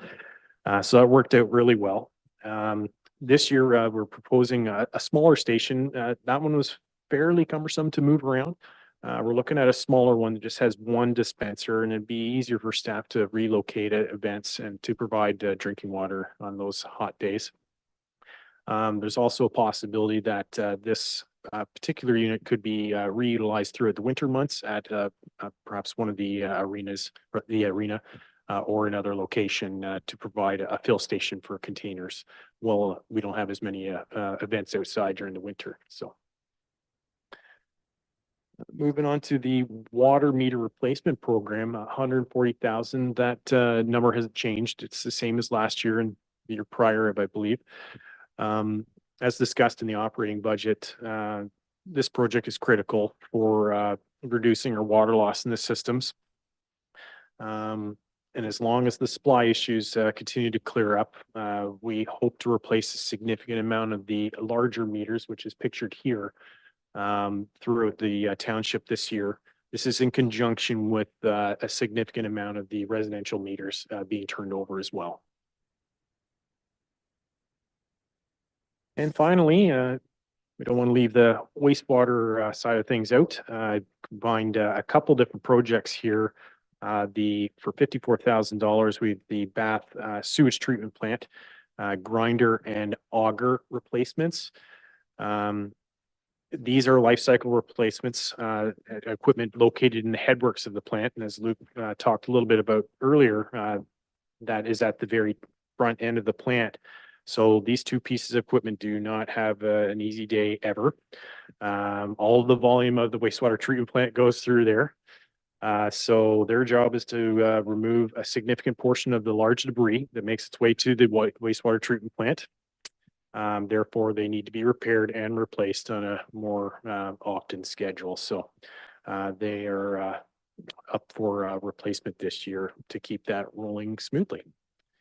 And next slide, please. Again, thank you for your consideration of the utilities capital budget. And if you have any questions, I'd be happy to take them. Thank you. Are there any questions at this time? Councillor Broderick. Thank you, through you, Mr. Chair. Couple of quick ones. 140,000, how many meters would that be? Are they 1,000 a piece or?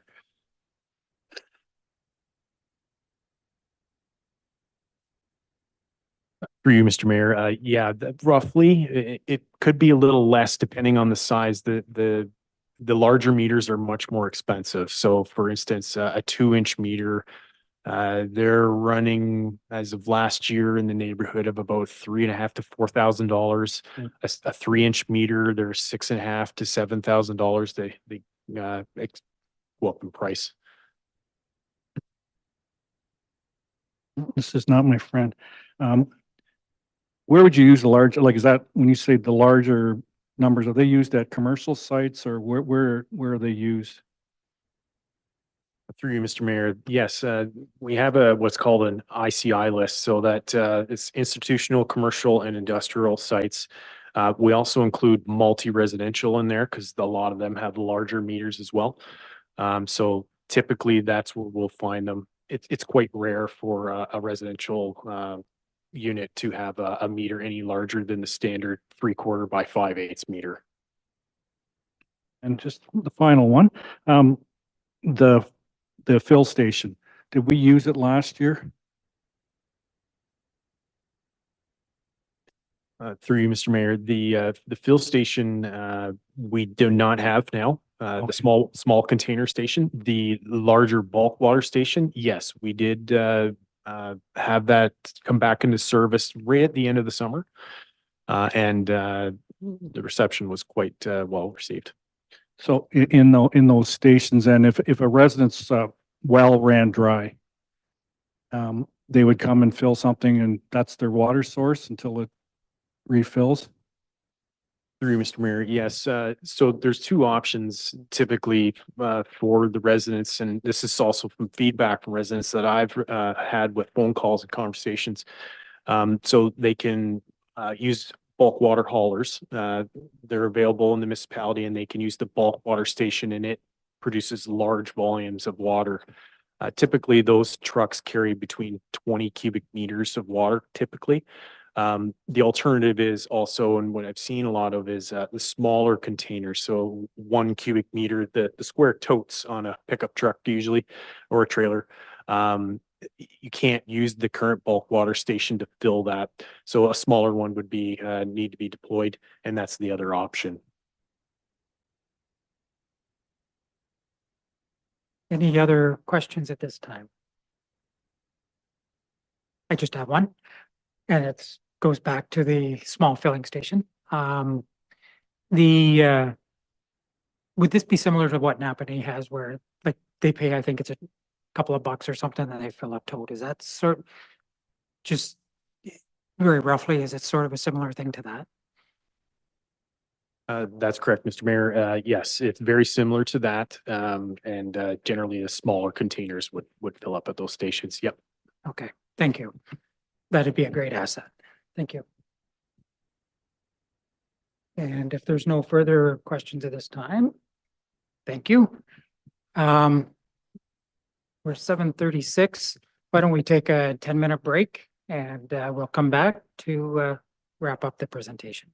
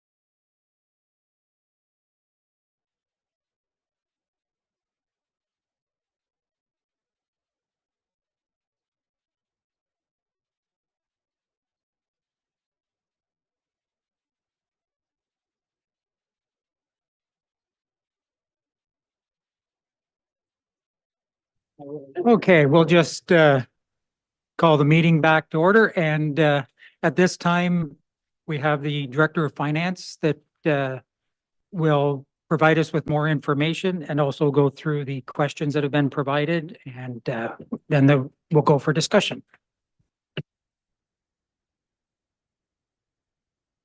Okay, thank you, Your Worship. Just wait. Okay. So just to note that budget is a policy document. So in order for us to implement several of the expenditures included in the budget, additional staff reports to council will be needed for approval. There was a staff report that was presented at the beginning of the budget with the book that went out with this meeting, and that included this resolution that is on the screen, which is basically indicates that the report from the finance division would be received. It also includes information regarding the general rate. So if at the end of the evening, council is ready to do any kind of adoption, this is the entire resolution, which includes both the tax levy and the tax rate. It also talks about the 2024 service area operating budgets at Amherst Transit, the Amherst Island Ferry, and the utilities budgets. And it would also include, then we would say the committee of the whole would recommend we're holding the 2024 Amherst Transit special area tax rate remaining at the 2023 level. This is historically the level that it's been at for the past, as far as I can see, past 4 years or so. So the recommendation and the numbers that are included in the budget are keeping that tax rate the same. The approval would also approve the 2024 general capital budget totaling $62 million that we just talked about. It would approve the 2024 utilities capital budget at $8.8 million.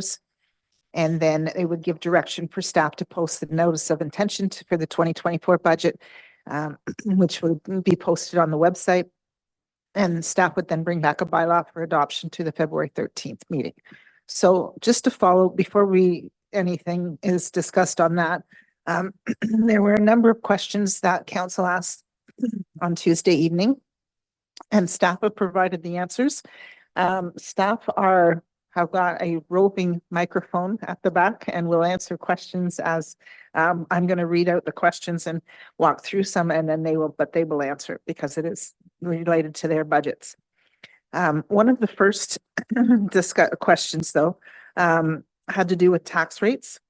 And this was the question. There was a couple of different questions. One was using the median for comparison instead of the average that we used for the tax rates for the other municipalities. And also the discussion about adding in the population. So we made copies of this for council as well, so you can see these are the municipalities that we spoke to the other evening, and this is giving us highlights the population as well as what the median is, which is 4.7. We had a couple of other municipalities that completed their budgets that we added in, but you can see that there's quite a various number. It goes from quite a range of municipal sizes from 533 down to 3,600. But if you take a look at the median, the middle group, our numbers are the numbers are high and low. So this next chart shows the median in comparison, and you can see where our projected rate is right now for Loyalist Township is right about the median. Okay. The next question we had.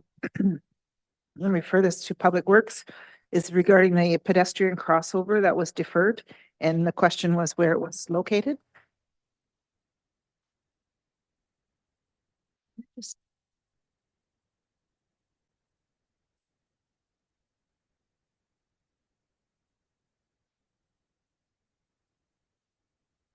Yes, so I think the question was where the pedestrian crossover was deferred. We didn't have a specific location specified for 2024.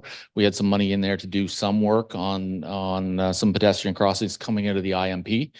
However, we're waiting on the final report before proceeding with that. What I can tell you is we have looked at several locations over the years. Previously, we looked at Sherwood and Manitou as a possible location, Amherst Drive at Pratt, Amherst Drive at Spears, Amherst Drive at W.J. Henderson, Fairfield at Amherst U Public School. And there's several other locations where there's no stop controls at the intersection, or where there's mid-block crossings from walkways or other like commercial type buildings. So the money that was requested in 2024 would be insufficient to do all that list. However, we wanted to see what was being prioritized out of the IMP. So, oh, and then as well as the ones that we were looking at is engineering is also looking at several locations as part of their larger projects. So they're working on Main Street, Odessa. So there's one proposed at Durham Street near Odessa Public School, and as well as Main Street, Bath.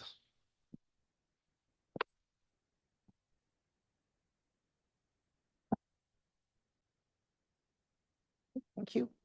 So the next question was, or it was a request to add a breakdown where possible between the tax increase for operations and capital. So this chart says it indicates what the total levy was from 2024 to 2023. And in the budget, the general contribution to capital as well as the fleet contribution to reserves, both were not increased. So because the net, if you take a look at what the difference is year over year, there's actually a net decrease in contribution to the capital reserve of minus 1.4%. The next question was for fire services. What was the revenue for billings to insurance for fire calls? This was in regards to Fire Marquee. Yes, I believe the question referred to the cost recovery for the Fire Marquee. Nothing was put in for that for this year due to not having any previous historical data that would tell us, and it's strictly based on the number of structural fires we have. We're hoping that will be zero. So we don't really have an educated guess yet as to what that is going to be. Okay, the next question is recreation. Regarding the library, what is the 12% increase due to? Thank you. So the breakdown for the library, the majority of that increase is related to contracted services, maintenance. So the materials and supplies as well as insurance make up the majority of that 12%. And also for recreation, what is the ratio of costs between labor versus overhead for the arena?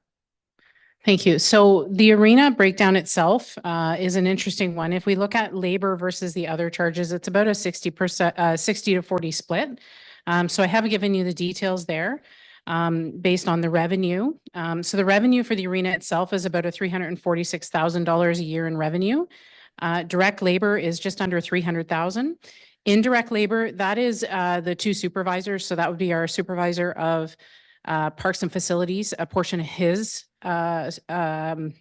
wages, as well as a portion of our assistant supervisor of facilities. That's the indirect labor there of 73,000.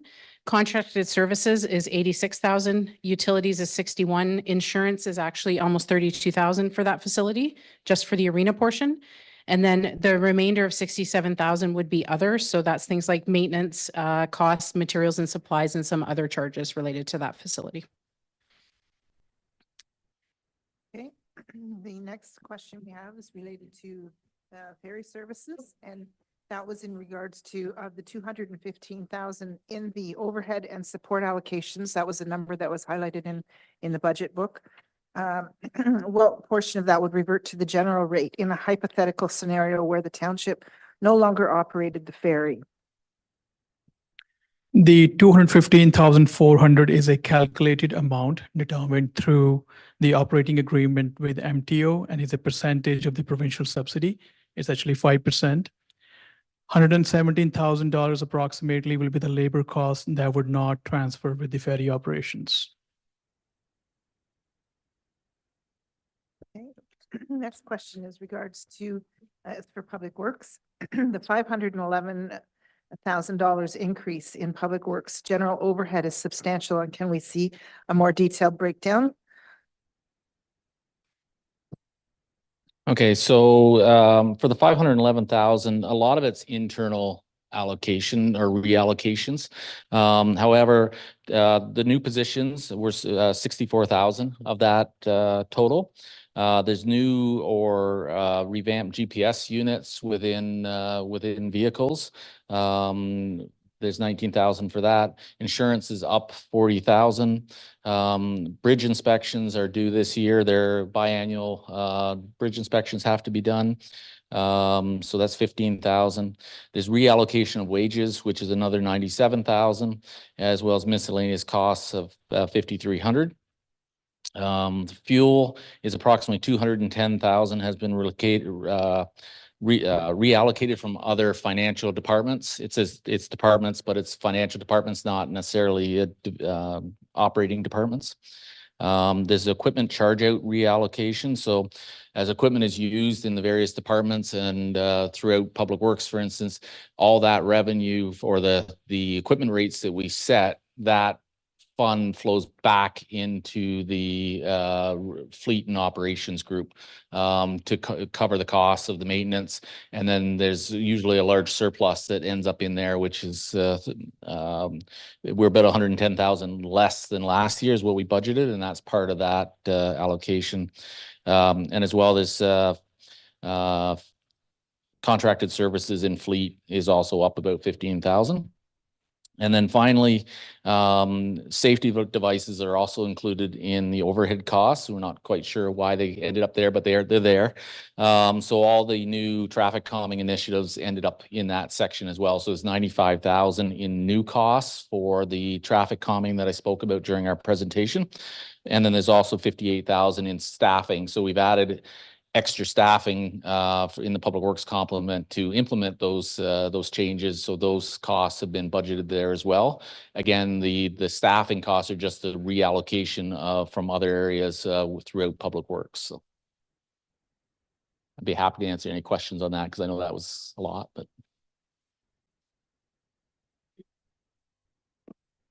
Through the chair, you said that the internal reallocations are from other areas of Public Works. So why would it show as a net increase to your budget? It's showing as the equipment charge out, we budgeted 110,000 less in revenue for the year. And then, but that's only in that one area that you highlighted. It's coming from the much larger Public Works and other divisions, that revenue. It's about $1.9 million in, let's call it, it's revenue to Public Works, but it's not true revenue. We don't charge, it's an internal allocation versus a real revenue, so.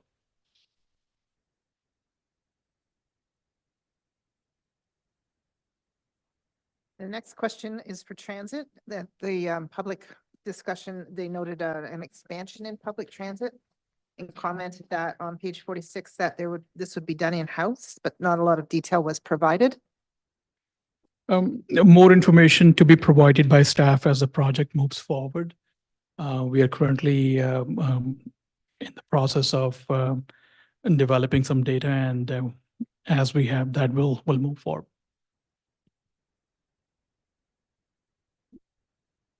Question is for communications.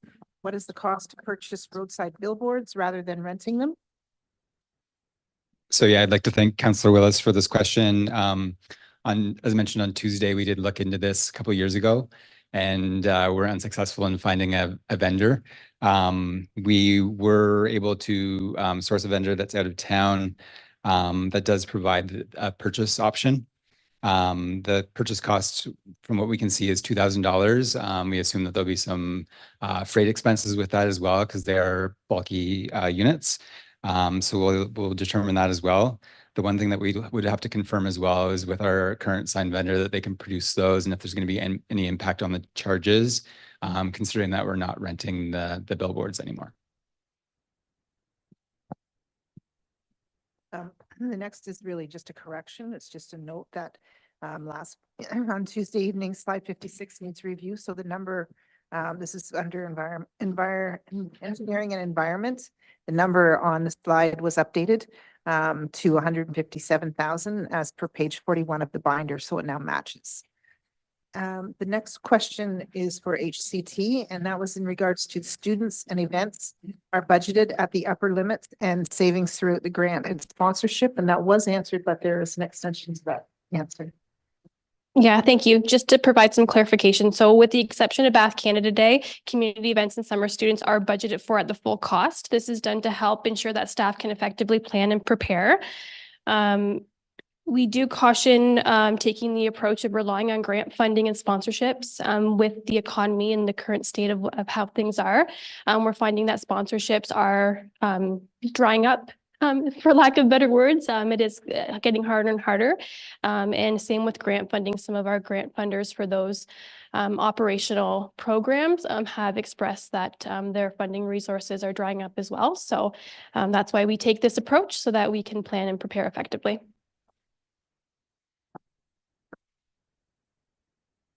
So the next few questions that we've got are from counselors that have happened, that have been received in the office since the meeting. This question came from what I see in Appendix B, General Rate, Corporate Services.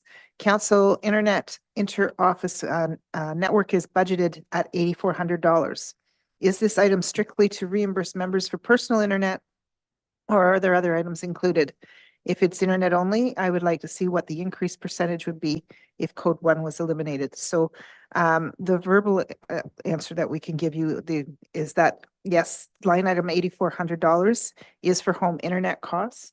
And we will show you, we're going to, in a moment, slide over to show you what would happen with increases and decreases with the levy, if there's any changes that are made. So if the council has any recommendations for changes, we are going to actually be able to show you live what the change would be to the levy. For instance, if that number came out, if there were. Next question from Councillor was with regards to the operating budget and the contribution to capital from general. Director of Corporate Services does have a response on the change. Yes, so thank you for the question.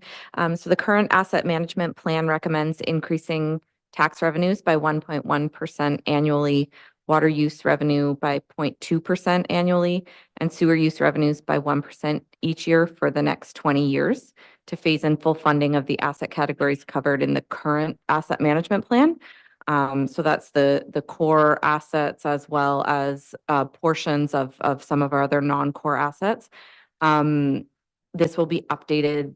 These recommendations will be updated this year as a result of the update to the asset management plan that is planned, is planned for later this year.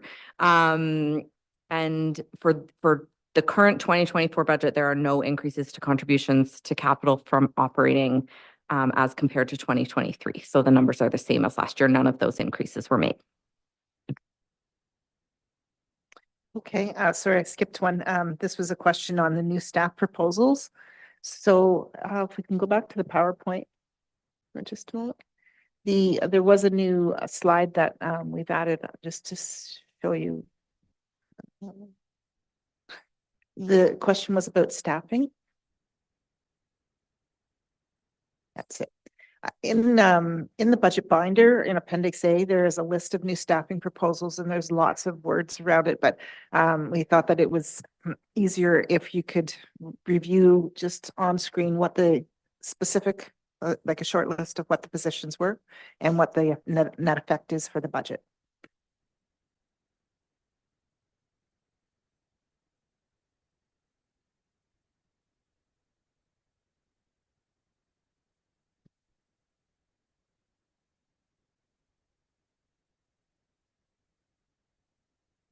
Councillor Boudreaux. Just had a question.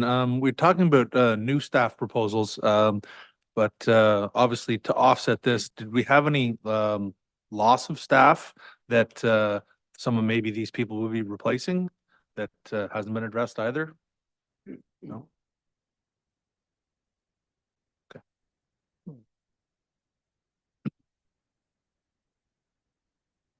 Are you thinking, count staff positions that these would be replaced instead of other ones? Some of these positions are, contract to permanent. There are a number of combinations where 2 6-month contracts are combined into a full-time. So the 2 6 months would be eliminated. We do have from the utilities presentation, they did talk about, the savings in contracted services as a result of hiring in-house locators. But there's no specific vacancies or positions that are not getting filled. Just to follow up, because obviously we're talking about this, this is collectively kind of flowing and ebbs and flows and different things happen. We never talk about the fact that we may have eliminated a position to save money. And we're moving those dollars elsewhere because we see that need. That's all. I was just asking that question. Not that important. Unless another director has, the only other spot is that with the retirement of someone, there's going to be some reorganization, I think, in utilities with a retirement, but there's no other changes. I don't have any indication. There's no other changes where any other positions have been eliminated. Not for this year. Councillor Broderick? Sorry, if I could go back to Director Campbell for just a minute. The 1.1% that's recommended in the AMP, is that something that in another year when we're doing budget considerations would be in that budget? Or is it going to be, if we decide on a zero budget, all of a sudden it becomes automatically 1.1? Or does that become part of the process? Like, where does it fit? Do we every year say, this is a sacred piece of whatever we can't cut or eliminate or not approve? So thank you, Councillor Product through the mayor.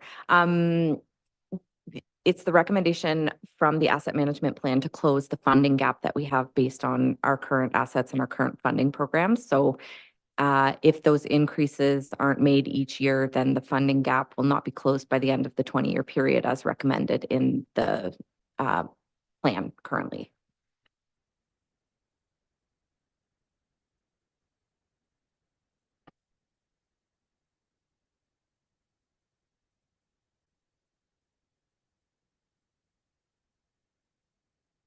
Just follow up with that, Your Worship, is that we will be taking a look with the long-range financial plan as to what the gap is exactly and what we need to do. And it is intended, I think, is that we would try to increase that percentage that we're taking of the total tax rate, move it up each year so that we are collecting more money and putting it back into capital. To the capital costs for our capital budget is increasing, not just for asset management, but a number of different things. So we do believe that levy should go up. It probably could go up, should have gone up this year, but given the restraints of many other things, that's why staff has left it at a straight line from last year.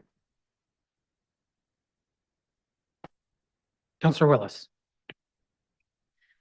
I apologize. It's an additional question to what we had asked, but when we were talking about the W.J. Henderson renewal, there was discussion about fundraising and looking for private funding and things like that. And I don't believe I've seen anything of that in this budget. Are we moving forward with a plan this year to initiate that fundraising, and do we have a target on what that would be? Thanks, Councillor Willis. So the plan is that any expenses associated with those costs would be part of the capital budget for the project. We are still moving forward with the fundraising committee. There will be a committee report. We're aiming for late February or early March for that report. And part of that committee report will be to recommend that fundraising committee be put in place and to present council with the proposed terms of reference for that committee. So if that was approved by council at that time, then we would move forward with recruiting members for that committee and hopefully have, people in place by late spring.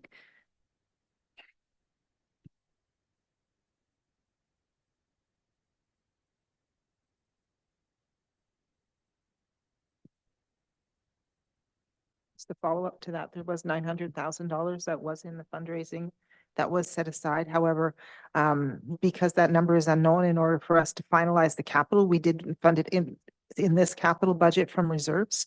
So that'll move as fundraising comes. We just needed to make sure that it was covered because it is unknown right now how much of that will actually get raised.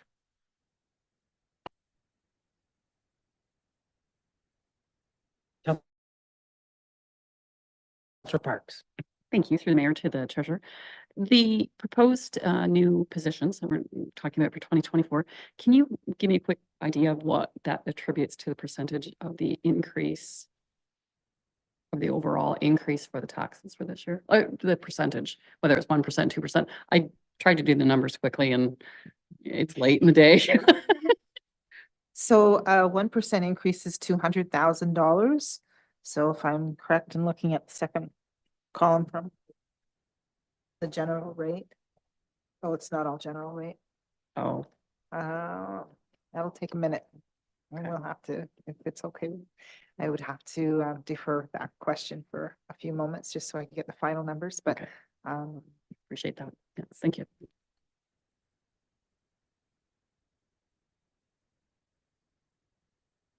Everybody good with to proceed then? okay. Okay. Follow Yeah. up, your worship. Okay, so we've got, of course, lots of questions. There was one other question from one of the counselors in regards to the reserve and reserve funds. Counselor Ennis, I just want to know, to clarify. Through the chair, my questions were answered with respect to that. Thank you. There was another couple of requests that were made with regards to copies of the PowerPoint and slides, and updates to the binders will happen, and all of that will, once we get the final number finalized, we'll clean everything up and we'll make sure that council gets copies of everything. So with that, we're going to move to put the slide up on the screen that council could see if we do make any changes.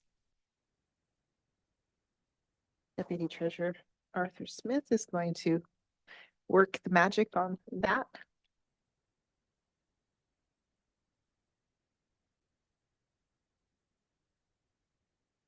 Okay, so what this spreadsheet shows, it's just a calculation sheet. So it shows the tax rate changes, and we can do this in real time. So the levy requirements comparison from 2023 to 2024, and what the tax rate was in 2023. The increase last year in 2023 was 1.6%.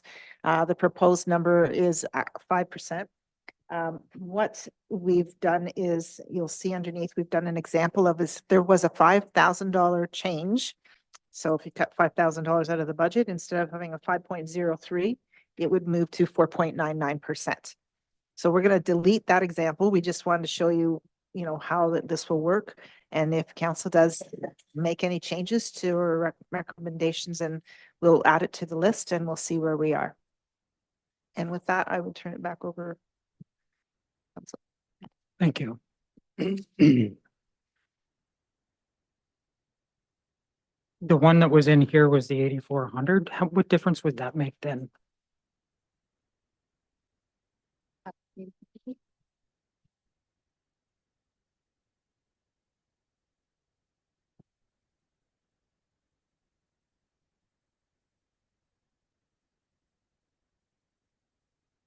Okay, thank you.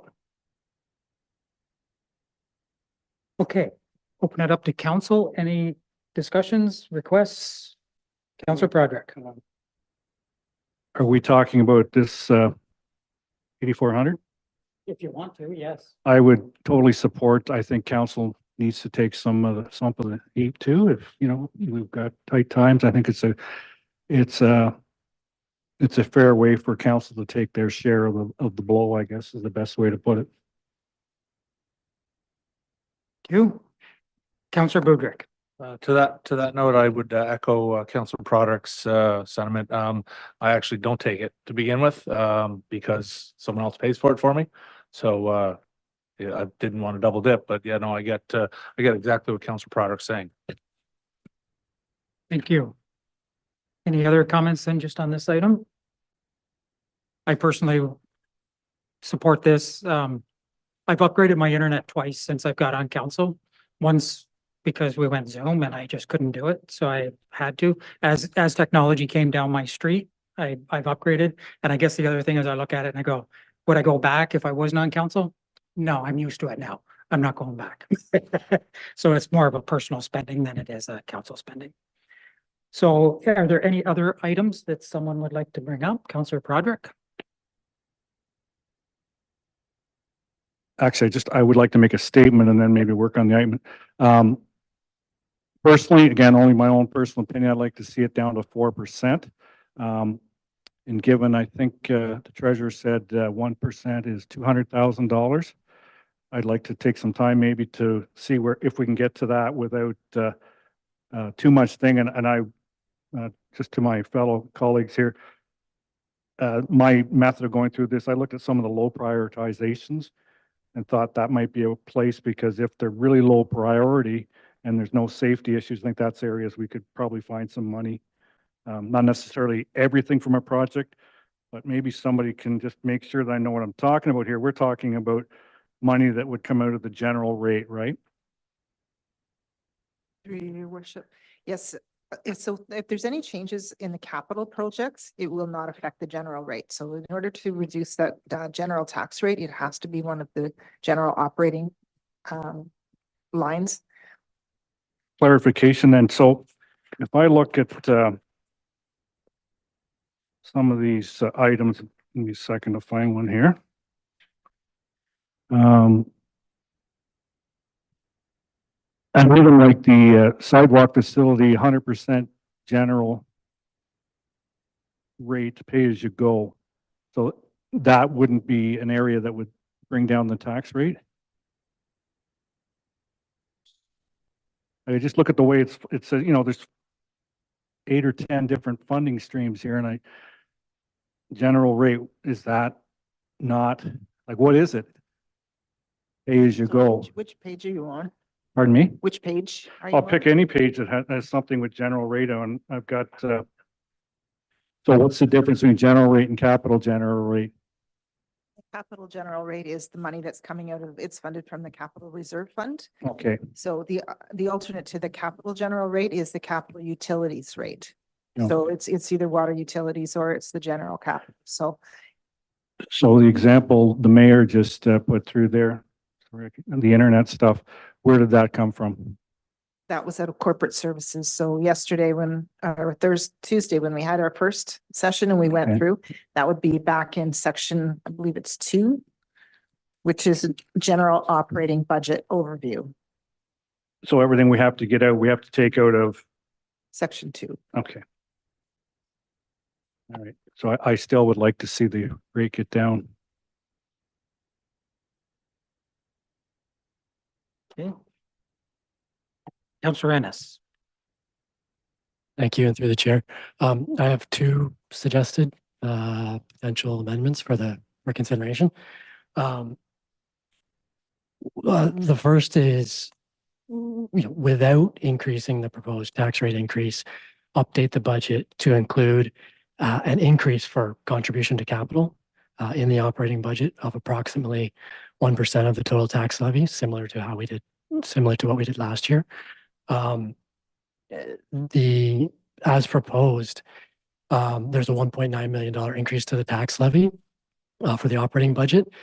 Annual increases to the operating tax levy are typically closer to around $850,000. At the same time, it's proposed that the contribution to capital be flatlined with no increase. To me, meaning this budget is, as proposed, includes a high increase for operating costs, but a low increase for capital. In last year's budget, this council approved as I am here, an increase to the contribution of capital of approximately 1% of the total tax levy, or about $190,000. And as was noted in last year's budget, a regular annual increase for capital is an important step as Loyalist endeavors to adequately fund capital budgets and address the capital funding gap, a gap which, as noted, continues to grow. A fiscal responsibility is a guiding principle here in Loyalist, and I believe that any increases to the tax levy should be balanced between, increases for operating costs and increases to capital, increases to the funding for capital. A regular annual increase to the contribution to capital, just as we did last year, helps with this balance. And I think 1% here is probably the bare minimum. Some municipalities do 2% or more. And one other one, if I want to go there.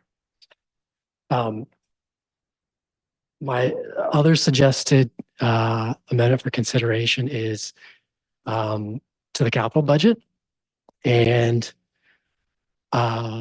suggesting an update to the capital budget to include the highest priority active transportation pathway of the 3 rural pathways identified as easy to facilitate in the infrastructure master plan.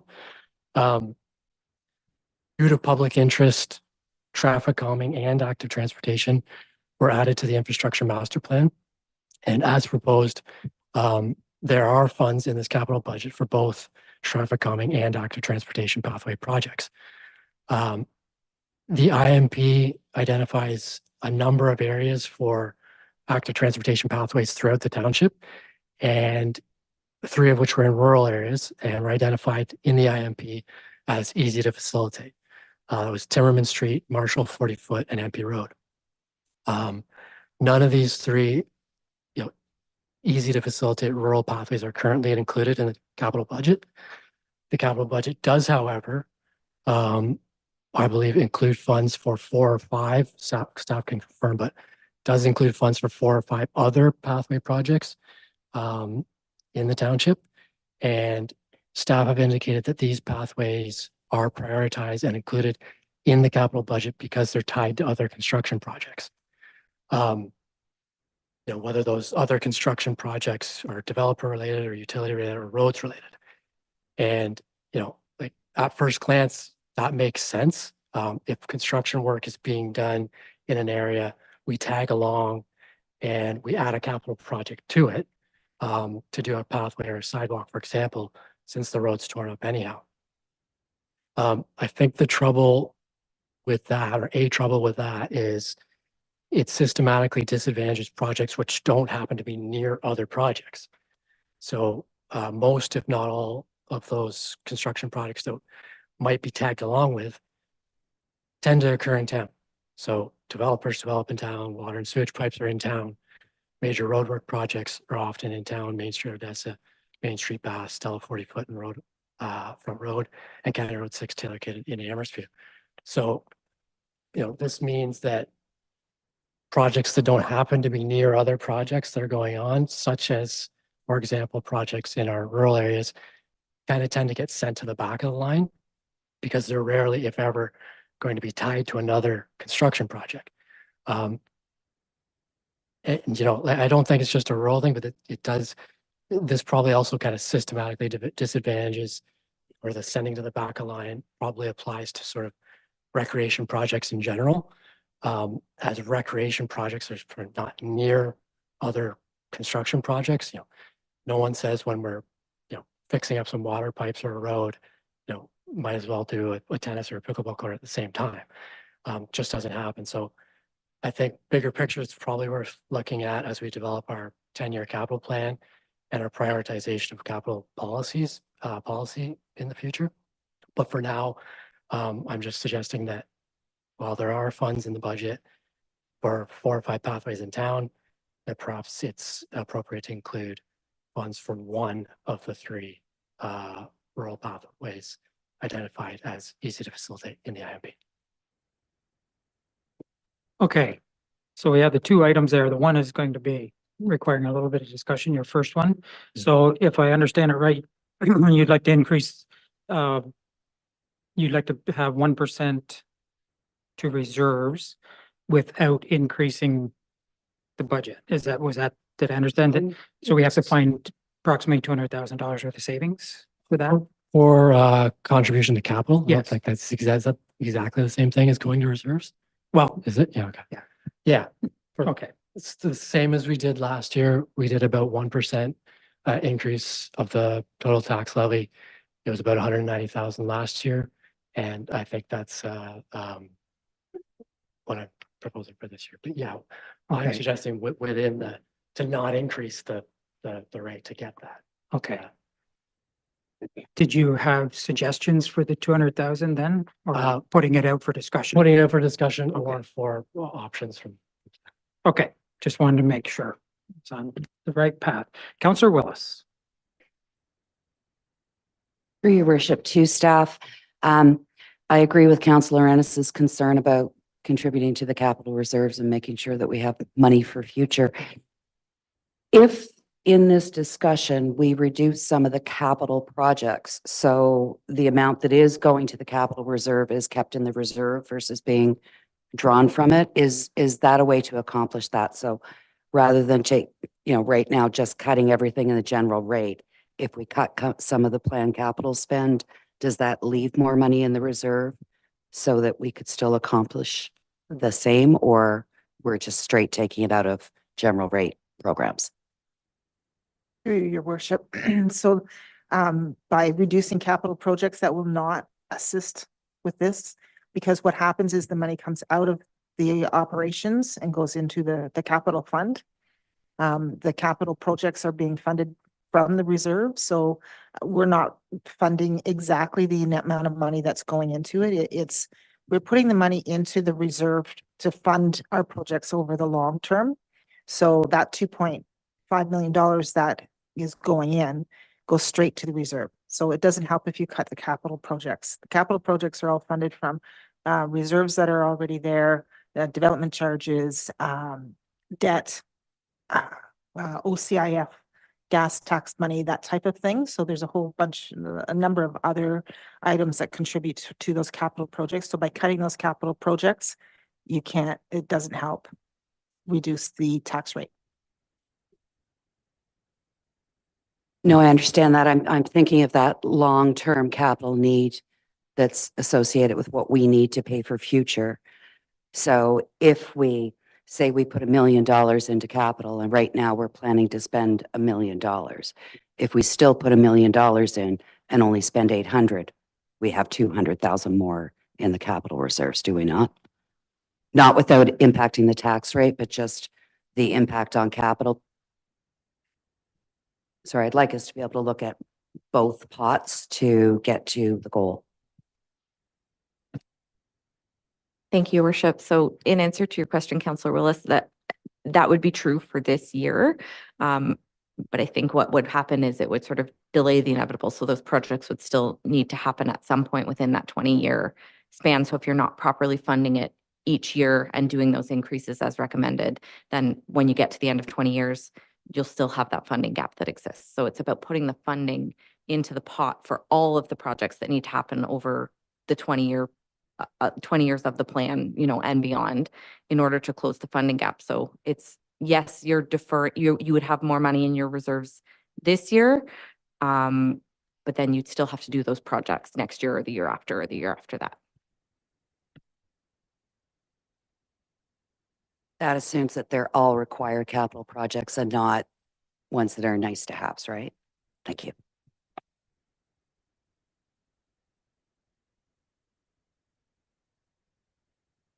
Any other comments, suggestions, discussion on this?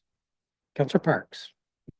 I was just looking to see if that wage information had come, if you had time to look at that yet or not.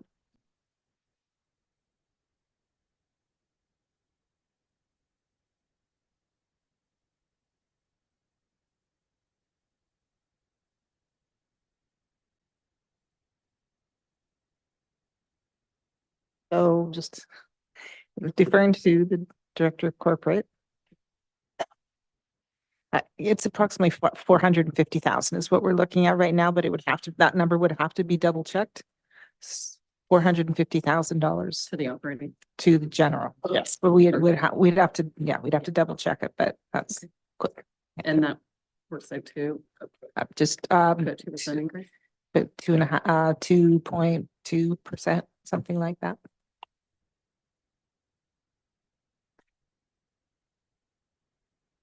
Okay, so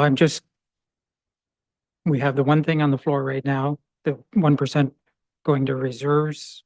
If anyone has any further to say on that, then we can, or we can just park it for now. Councillor Park. Roderick. Broderick, what did I say? Parks, that's Oh. okay, your worship. Yeah. I guess in listening to Councillor Ennis, that the 1%, we're just moving it ahead a year as opposed to waiting till next year to do it. Because basically, if you do that, you're not 100% closing the gap, but you're making it easier in the long run, right?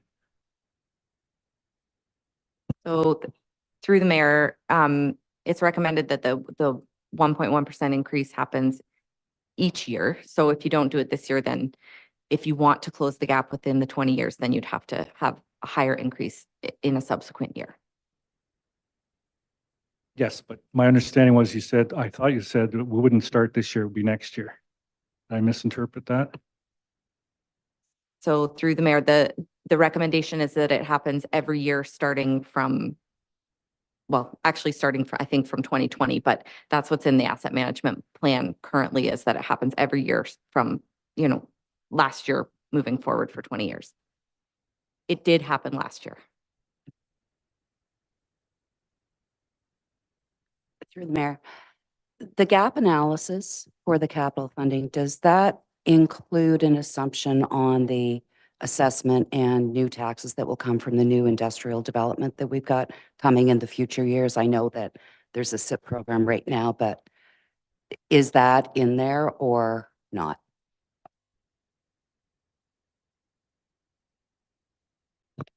Through the mayor to Councillor Willis. So it would have included assumptions based on what we knew at the point when the asset management plan was put together. So some of the things that you noted, such as some of our larger industrial development that is projected to come online, would not have been included in those projections. Councillor Boudreaux.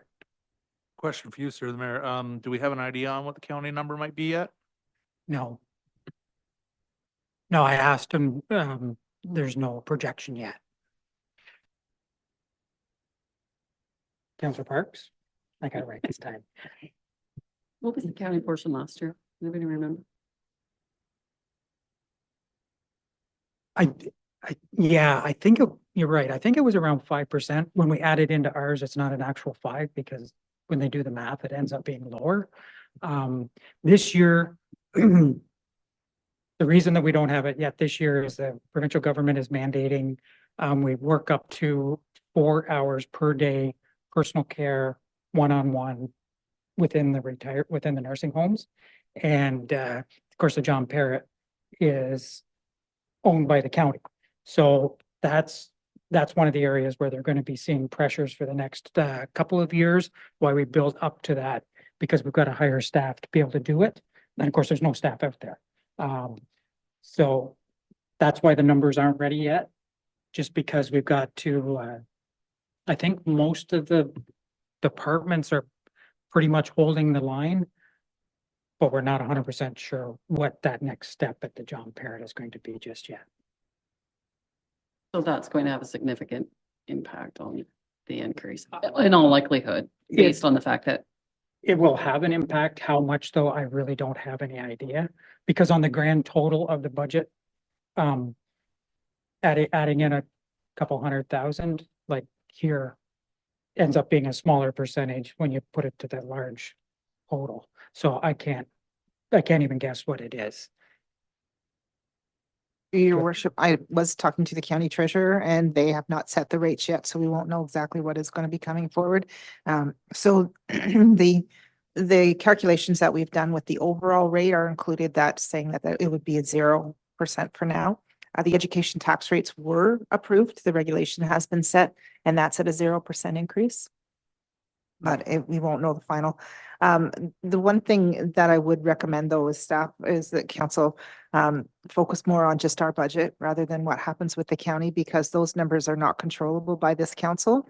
Although we do have speakers at that council, it's not something that those services are outside our control, and the information that's been provided on what the tax rate is the rate we're using is just the township rate. I understand that, but a lot of taxpayers don't. Like, What I was saying with the new level of care, it's incremental, so it's not all this year.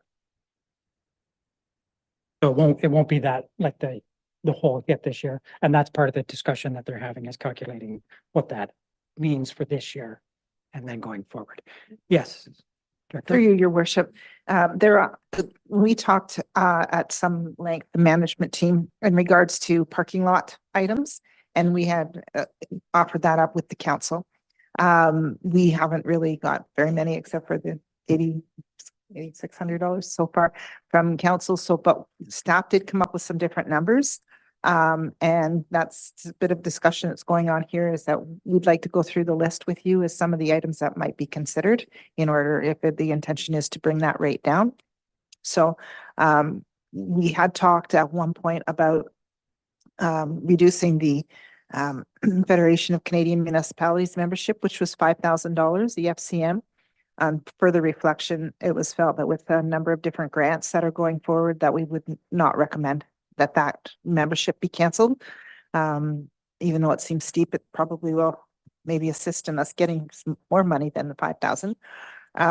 There was an item that was put on the list with regards to recreation, and that was that council may choose to not budget for free use of parks and facilities. Should a user want free use, they would be directed to community grants, renewable energy funding to make application for funding to offset costs for facility use. There's risk associated with this due to the application periods for the funding versus what users may be requesting free of the use of the facilities that may not align. The total number for that was calculated with parks, sports fields, arena, and Amherst Community Hall totaled $10,200. Through you, sir, for the treasurer. Could the recreation department possibly put in a standing request to the renewable energy fund at each meeting for roughly $4,000, so they could possibly do that themselves, and allow through the committee's approval those opportunities for people to get free use of some of the fields and I guess, activity centers. I'll have to defer that to the director.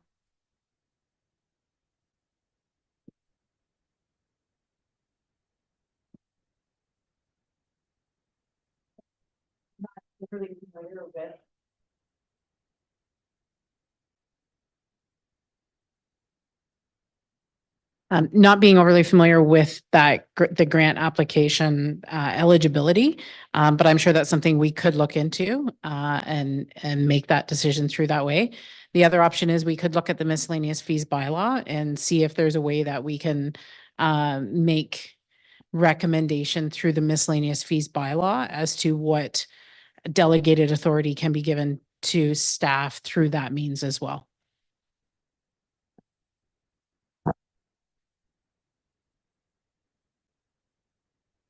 So I would ask, would council like to put that on the Council? I will support that. Okay, do you have a general consensus? I think all we need really is a general, I think we just need to agree that if we want it, then it will just be calculated in to come back with the final number. Is that right? Yeah, so we don't actually need to take a vote on everyone or have a recommendation on it, motion. So the 10,200 for the free use of parks. Is there a general consensus that that's removed then? I think 4 or 5 heads nodding. That looks like we got majority on it. The other was the FCM at 5,000. That was one of the options as well. What's council's thoughts on that?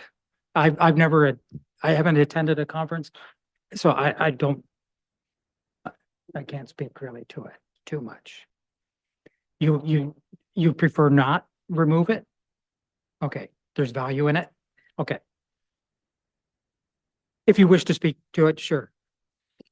I think for some of the initiatives that, like our, for example, our climate action plan, some of the other initiatives that we have in our strategic plan, that access to funding through those is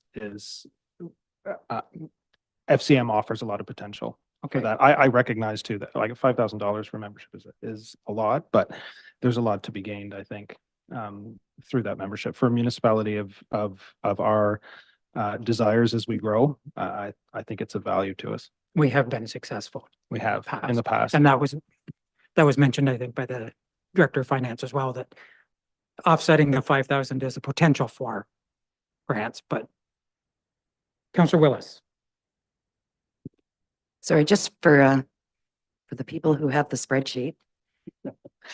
So just for clarity in my mind, so what we're working toward is what Councillor Ennis recommended, which was to increase the capital contribution and to hold the rate at what is currently recommended, or are we looking to also, I'm just wondering, we're looking for a big number. I'd like to know what that number is that we're working towards, because we're talking 5s and 10s, and I think we're talking hundreds. So True. I'd like to move that along. And I think these were some of the ones that staff realized were, I guess, for lack of a better term, the low hanging fruit, to be able to start some discussion. There's also other, like, Councillor Broderick also mentioned that he wanted it down around 4%. We're not really at this point, if we're looking for savings, are we going to hit 4% and go to 2 and do the 1% at the same time?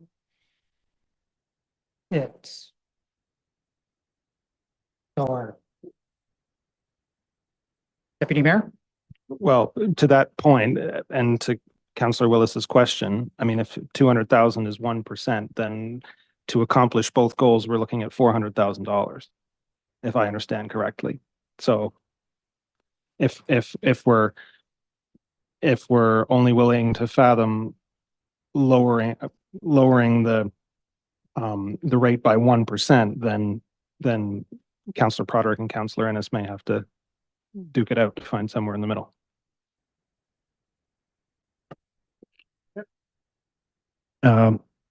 Just a comment, 4 was just a number I threw out there. I'm more than happy to listen to my colleagues.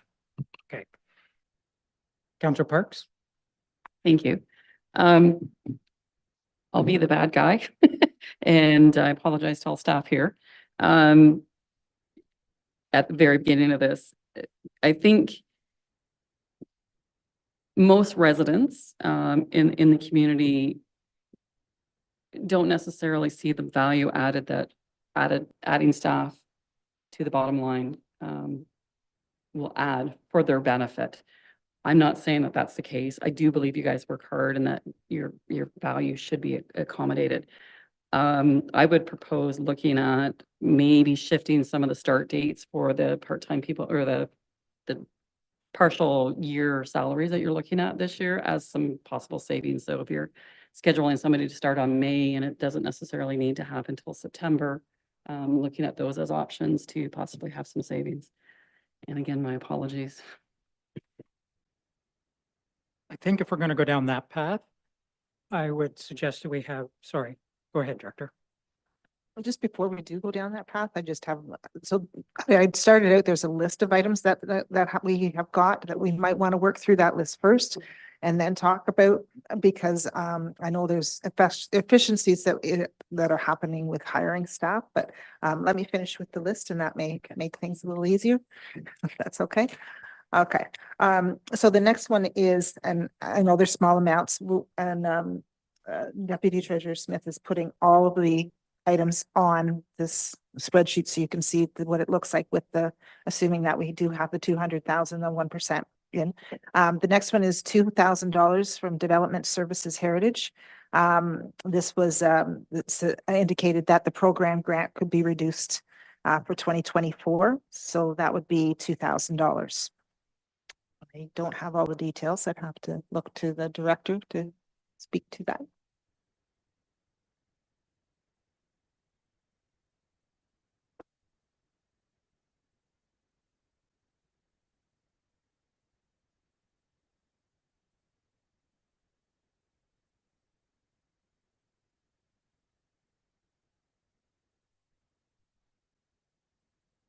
Yes, so that amount that we're proposing is it's for the Heritage Grant Program, and it hasn't been utilized in the last couple of years. So we can certainly reduce that amount. And that's the 2,000 that just went on there. Okay. Thank you. Okay, the next item is from Engineering and Environmental Services. It's $2,700. This has already been budgeted in utilities and it can be reduced.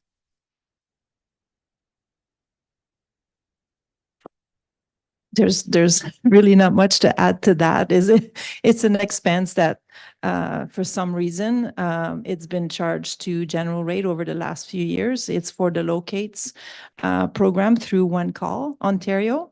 It's an annual fee that we have to pay every year, and really that should have been covered through utilities. And this year we have budgeted that amount, a part of that amount, because the other part will be covered through general rate for the storm locates and the streetlight locates. So the portion that's budgeted in utilities this year, that should be reduced from the general rate. Okay. Okay, thank you. The next item is from Public Works. It's for $13,000. It's a service reduction of 96 overtime hours for winter control.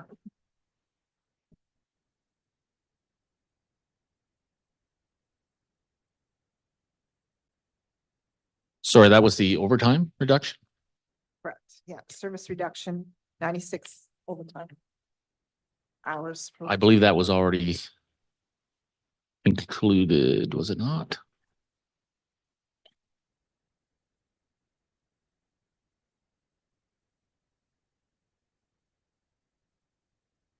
Yeah, the overtime, that's what's throwing me off. I thought the overtime they already built into it. Oh, for the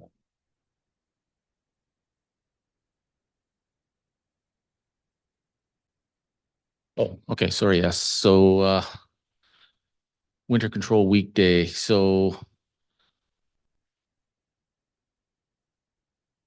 yeah, I think we were just looking at the overall numbers of where the averages have been the last several years, and have we reduced some of the costs around materials and stuff based on the 6-year average. And I think we identified that there could be 100 hours overtime that could also probably be reduced because of that. Okay. That's 13,000. The next item is $60,000. This is a service reduction, brush pickup for all internal labor and equipment costs.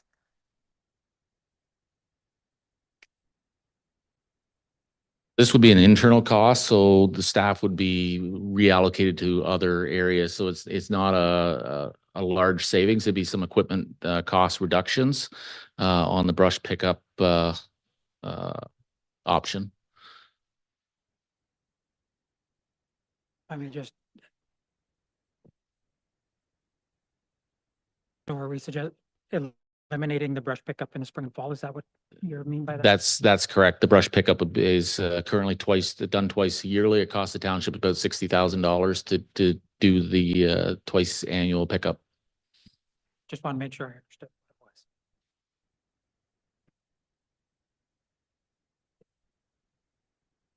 So is the recommendation that we don't pick up brush at all, or that we reduce it to once a year? And I mean, in some areas we're taking our brush to a central place, but what would happen to that brush if we're not picking it up? Yeah, so currently the options there for the total cost of doing it twice a year, it could be choose just to do it once a year, which would be half of that. Currently, brush can go to the Amherst Island landfill, and it can also go to to CARC in Kingston. CARC is not going to be an option for much longer, but it'll be. We're working on an alternative location at Violet as one of our projects we've been working on.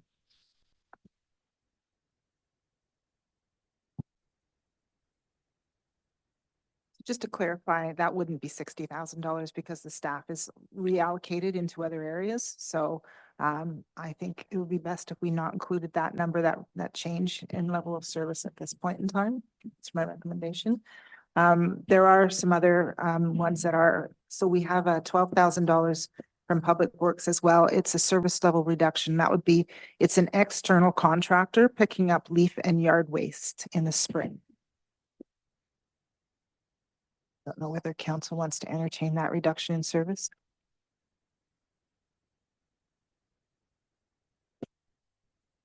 Again, if that pickup was not done, would that leaf and yard waste then be going into the waste haulers and the landfills and things like that? Like, because it's not going to go away, so where would it go? So again, that's at Violet. We're currently working on a leaf and yard waste facility. We do take leaf and yard waste at Violet currently, as well as the Amherst Island site. However, there's some environmental or some licensing issues that we're trying to address around our operating license to have that facility. Through your worship, and so the staffing, like the last one, you said that wouldn't necessarily change. Is this the same boat here? Is this a different situation? Through your worship, no, this one's different because it's an external contractor that wouldn't be hired. So that's why it would actually have an effect on the bottom line.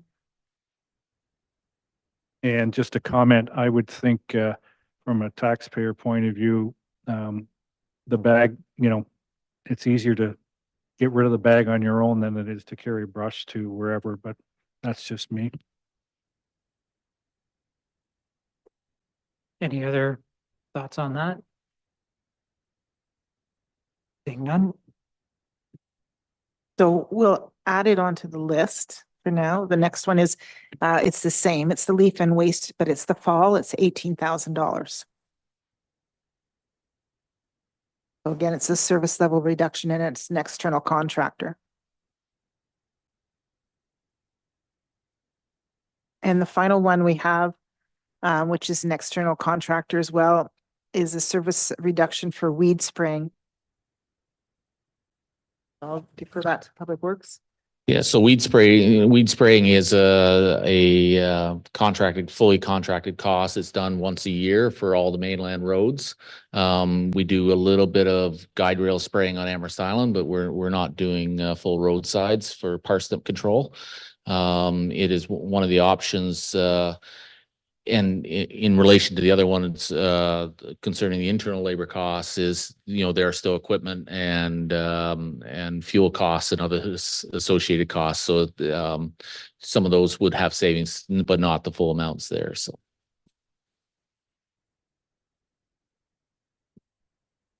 I just ask Mr. Scott, could you clarify reduce? Will there still be some, or is that a total elimination?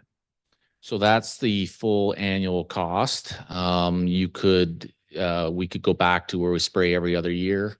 We haven't had great success when we've eliminated weed spraying. We've tried it in the past, and within 2 years, where the parsnip is almost fully back. We were looking at the combination of the roadside mowing and going to every second year as an internal cost as a potential with the weed spraying and trying to alternate them and as a possible option. Just to follow up, is the fact that it's contracted out, is that because staff aren't qualified under the different Pesticides Act to spray? We don't have the equipment, or is it just more of a money thing? I believe, Carrie, I believe Parks has a license to do some minor spraying, but the equipment, the roadside spraying is using truck mounted equipment. It's specialized equipment with boom arms. It's not pieces of equipment we own currently. Any further comments on this? Councillor Ennis? Mr. Chair, just that I'd be reluctant to remove the both leaf and yard waste. I think residents would be upset with that, and it's for a pretty minimal amount of money.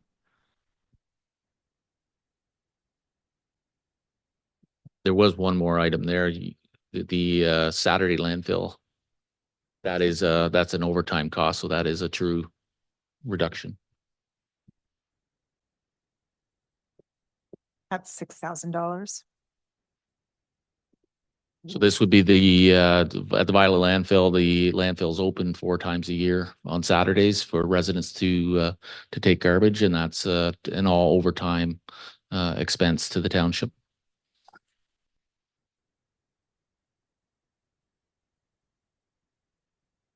Is that the complete list then? It's all the list that we have. Yes. Thank you. Okay.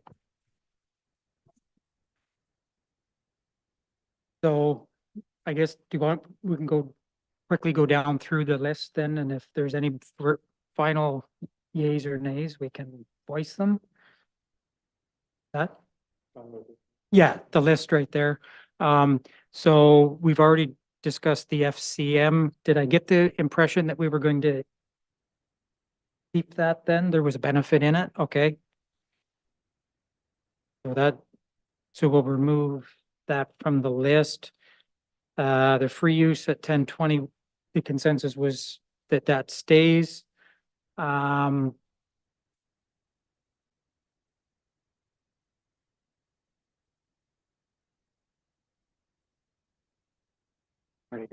the Heritage Grant for 2,000.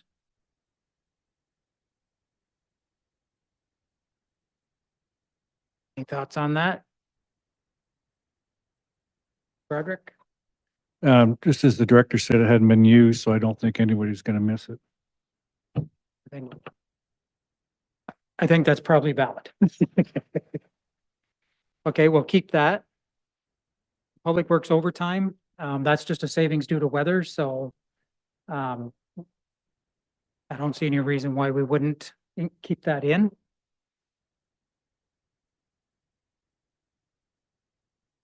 Brush pickup we removed, leaf and yard waste in the spring and then in the fall. It was mentioned that maybe remove one, and if we were going to remove some, only do one.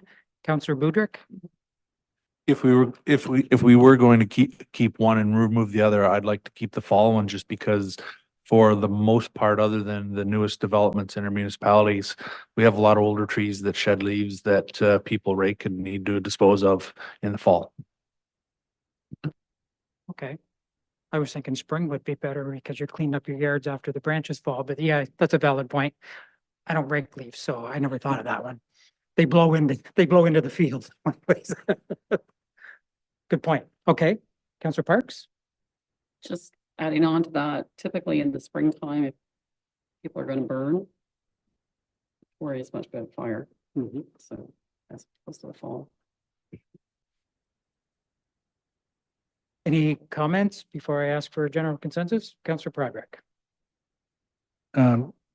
This may come up later, but what about Christmas tree removals and stuff like that? Is that factored in anywhere? That discussion. Okay. So that would be a reallocation of wages if that pickup didn't happen. So it wasn't actually a savings in the bottom line. Right. Any other comments on the? So I guess it's been suggested if we keep one, keep the fall. First off, what's the general consensus on removing one of the leaf pickup?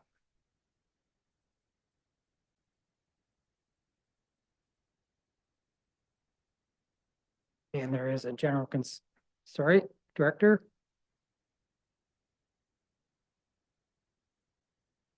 Sorry, I don't mean to interrupt. I just, for this purpose of this conversation, Your Worship, we do have a lot of issues in the fall with people pushing their leaves out onto the road and then like in windrows and wanting us to come and pick them up as we're doing other work.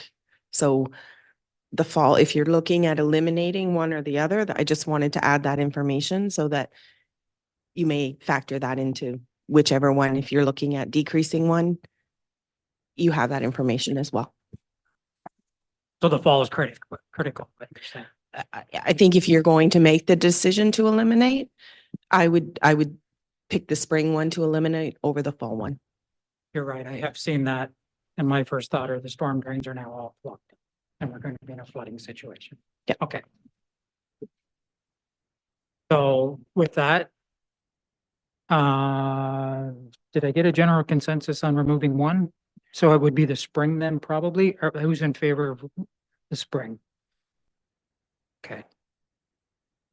Yeah, okay, you're not in favor of it.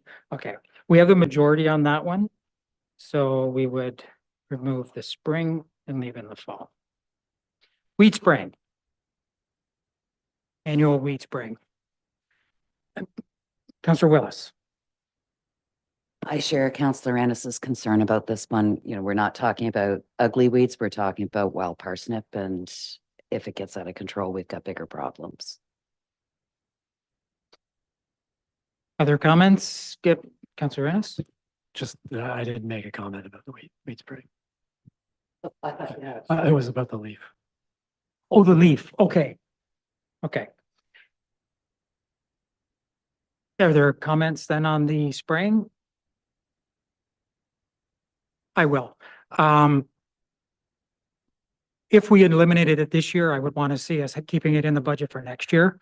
The county also sprays, and we do it, that's the one we do in joint with the county, is it? Yes, okay.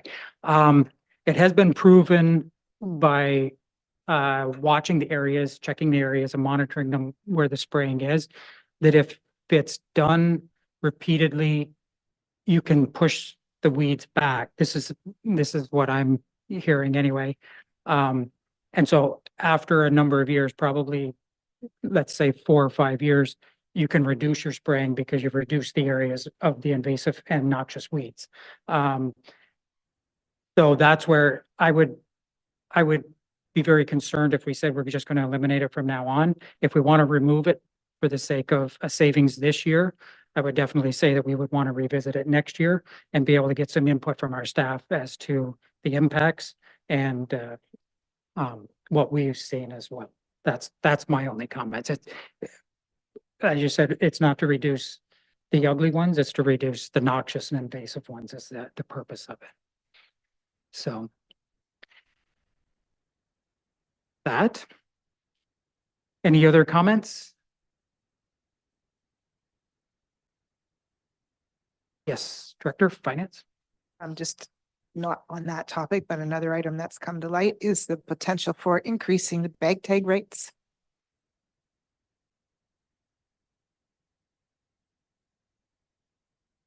It's an option. Okay, we'll finish the wheat spraying first. We'll work our way down to that one. Am I out of line? Director McFarland or manager with my comments on the wheat spraying? I don't want to overstep my bounds here. So when I first started in as the manager role, there was a pilot project that the county and the lower tiers had underway where the townships did half their roads for 2 years and then did the other half and didn't spray the first half. And the county's been monitoring this for the entire time I've been manager. And what we found, so like I say, the first year we were just ending everything south of the 401 here in Loyalist, and we moved to spraying everything north of the 401. What we found is by the end of the second year, any of the major roads like Taylor Kidd, the parsnip was back as if we hadn't ever sprayed. Since that time, we've sprayed every year. So we're probably 3 years into it now.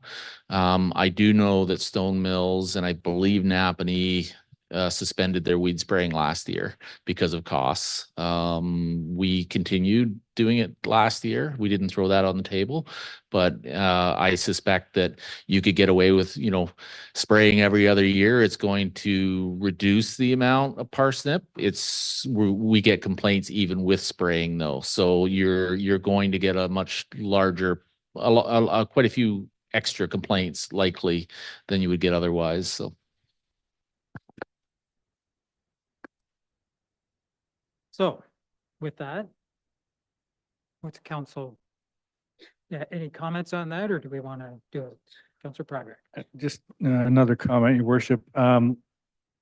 Is there a benefit to for lack of a better word, hybrid, where maybe 1 year you you spray in 1 year, you cut. I don't know if cutting eliminates the problem or not. Obviously it doesn't, but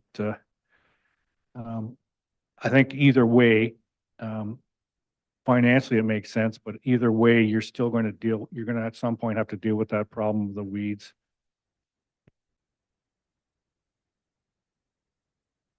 From what I see, and staff can correct me if I'm off base, the spraying can cover areas that you can't mow as well.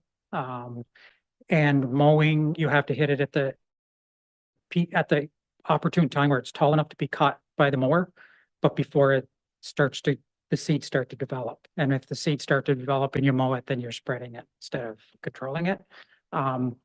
So that's where, yeah, mowing does help if it's done at the right time and if it can get in there.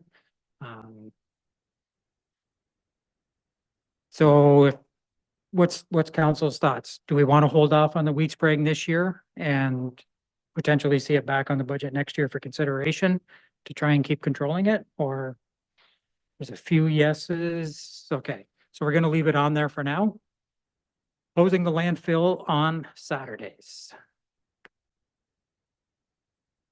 Councilor Budrick. Actually, just back to the last point, Oh. just one quick comment.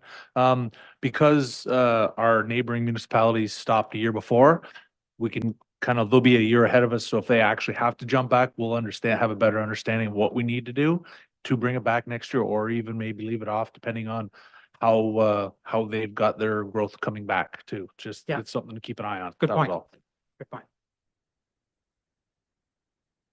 Closing the landfill on Saturdays. And I'm assuming that's only the Violet one? Yes, just wanted to clarify. What's your thoughts on that? Any comments? Councilor Broderick? Through your worship, do we have any idea of how many people may have used it is it a big ticket item? I know it used to be the big item, the large item drop off, but do you have any idea on that? How many might use it? Yeah, when we used to do the free large item dump or free dump day, back in the day, it was a bit of a madhouse out there at the time. I don't think it's to that level anymore. It basically gives opportunity for residents to take items to the landfill who are working Monday to Friday, that can't go in a regular garbage truck. So that's typically why it's open. As far as numbers, we can get those numbers. I don't have it off the top of my head, unfortunately. Councilor Parks. My concern with taking it out would be that you have like illegal dumping going on the back roads again. It happens anyways, but I have more. Any other thoughts? Councilor Broderick? Sorry, through you again. One more. When it's open on a Saturday, is it 8 to 4? Is it just before noon, or is there any flexibility there, maybe to cut back the hours to make any kind of difference? I believe it's the full day, but I would certainly going to half day would reduce that. But I would again have to confirm that.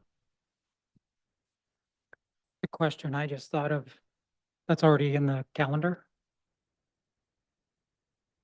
So we'd have to, if we remove it, it would need quite a media blast to make sure they weren't lined up at the gate on a Saturday. Okay. Councilor Willis. Just because I've not gone to that site, is this every Saturday? And do we have the opportunity to still leave a few Saturdays in the year so that people can do those large, we used to call them big dump days?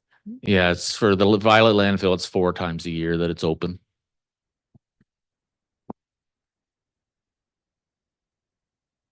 Any other thoughts, comments? I know I do know a number of people that use it on a Saturday because like you say, they work, and so they usually a couple of times a year they'll go. And that's where I was wondering about, instead of eliminating it, it reduces the savings, but even if we closed, we said, well, we'll still keep it open once in the spring, once in the fall for general cleanup or something like that. It's another option. I'm just concerned that if we close it completely, some people may not take it somewhere else to the proper location. But I'll leave that option open to council for consideration. Councillor Parks? Just as an option for the manager, maybe, I'm not sure if the collective agreement would allow for extended hours during the day. So it's instead of staff coming in on a Saturday, maybe it ends up being a Wednesday night 4 times a year for an extra 3 or 4 hours. Yeah, I think we would have to change our operations plan with the Ministry of Environment to get approval to actually allow us to operate outside of the regular business hours. Sure. So, sorry, Director Campbell? Sorry, Your Worship, just another item that could potentially be an opportunity for savings would be modifying the municipal calendar and how it is used by the township. So we know that there are some residents who very much appreciate the calendar and all of the information in it. And we also know that there are some residents who it goes in the hopefully recycling when they receive it. So there are potential opportunities looking at, modified distribution, fewer calendars being printed. We have about 1,000 residents who use the Recycle Coach app now instead of that service. So, we could look at cutting the calendar budget potentially in half. It's currently at $13,000 and looking at, doing a smaller print that could be picked up by those residents who wish to have it or, some other logistics that we could sort out. I would offer like the complete elimination of the calendar could be another option that could be looked at. I'm not suggesting that that would necessarily be what council would wish to do, but there are some opportunities there perhaps if council wishes to consider those.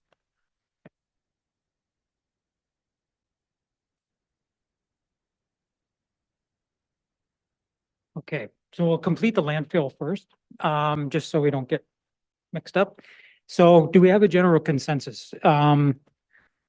We can reduce, eliminate it or reduce it, and I guess we can go Councillor Budrick. Just a thought, just because it's in the calendar already, maybe look at going to 2 days next year, bring it back on next year's budget at half. Just because it's in the calendar now, people have it, people know it, people are used to that. I know it's not a lot of money, but every penny kind of does help. Yeah. I'm flexible with whatever, but it's Okay. just, So I guess the first thing we'll look at then is who's in favor of eliminating the landfill on Saturdays being open? Councillor Broderick? I would be in favor with this proviso, and apparently I'm on my own, but that's okay. That staff look at it and see if there's any room to open it like Councillor Parks suggested, maybe a Wednesday until 6 o'clock. And I know you've got to deal with the ministry and all that, but going down the road, that might be a way, Wednesday, Thursday, whatever. But again, I can go either way. I would be in favor of reducing or eliminating it.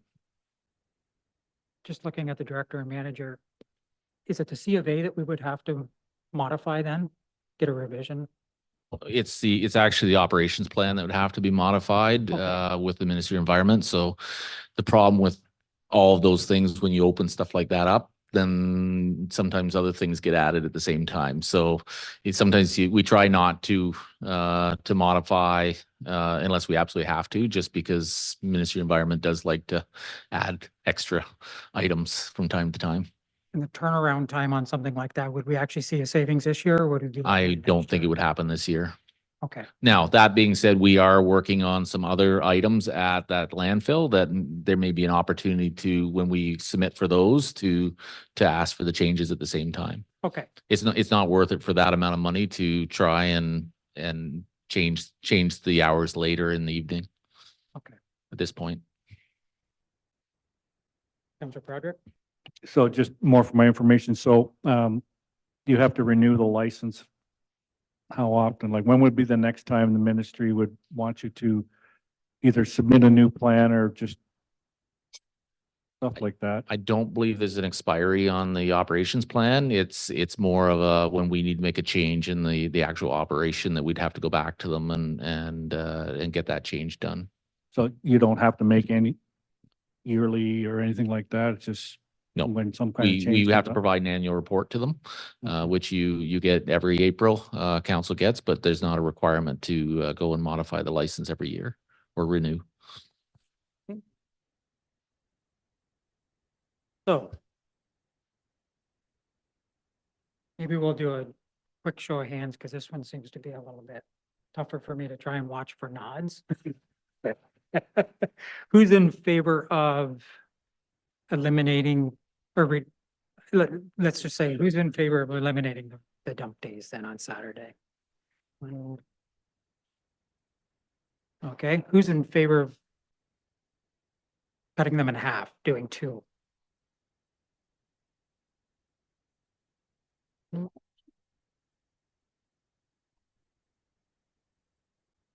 Because of the operating. Yeah. So I'll just double check a question with the director or the manager again.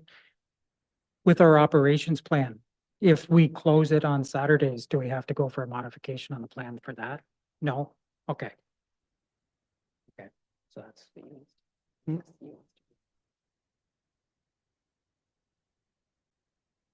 Well, what I meant was do it 2 times a year instead of 4.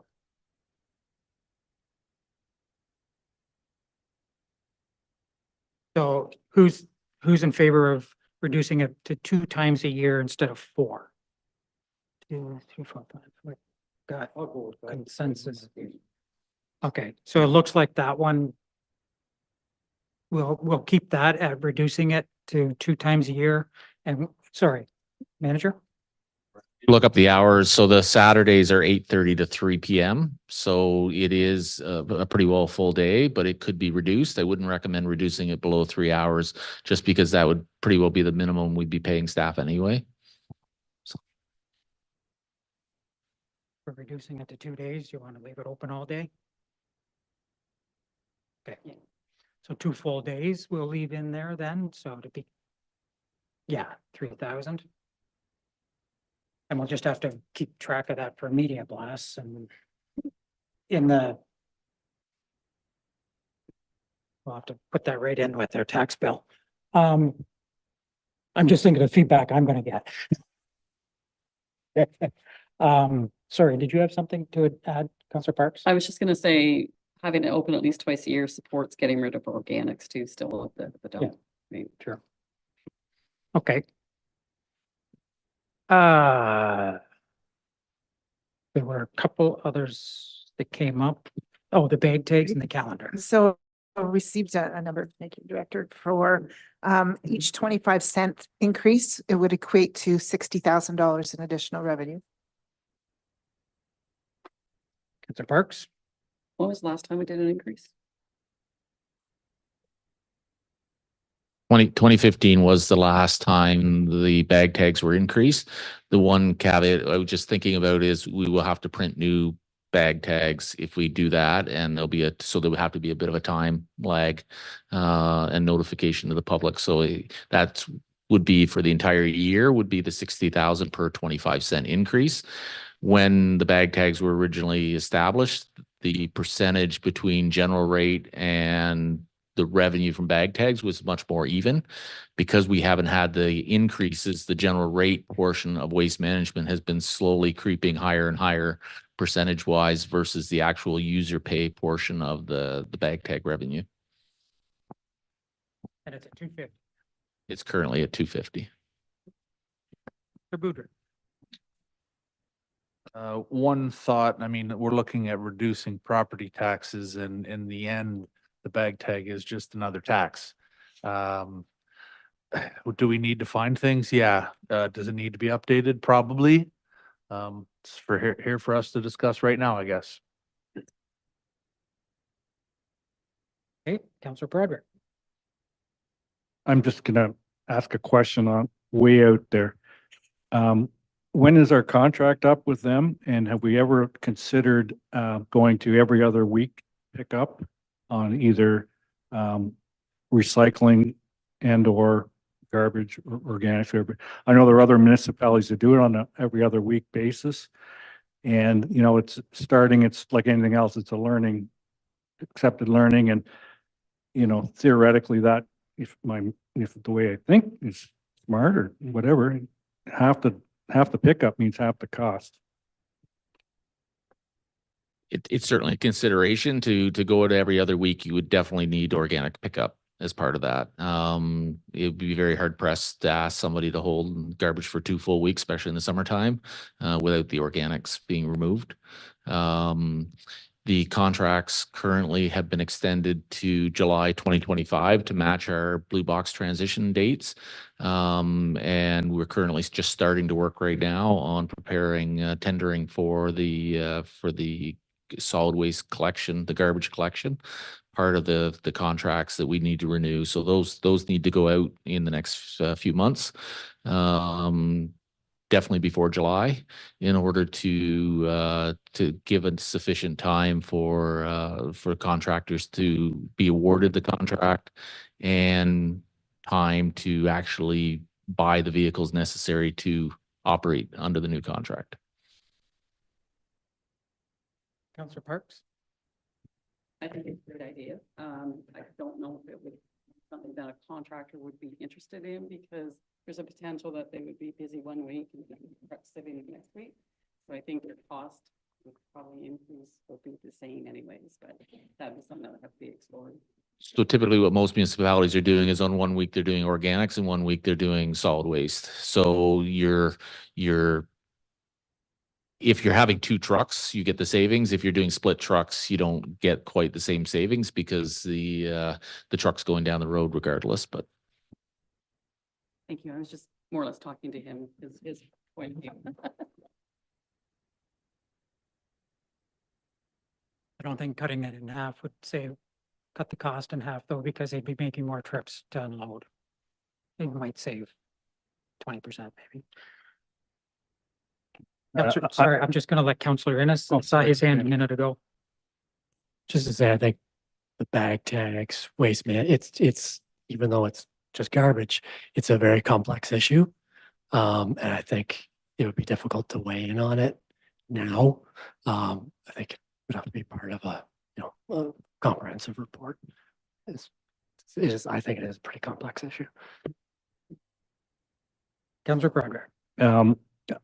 To your worship, I wasn't really talking about this budget. I'm thinking down the road, it's at least worth exploring some other centers that are doing stuff like this. our plan during the waste management master plan was to look at a lot of those service levels that we provide and other options that other municipalities are providing and how we provide that service, including things like how often are the landfills actually open to the public? You know, that would normally all be kind of reviewed as part of that type of plan, and you come back with what what do we want to see as far as bag tag rates, things like that. I know it's been a hot button issue here for a long time.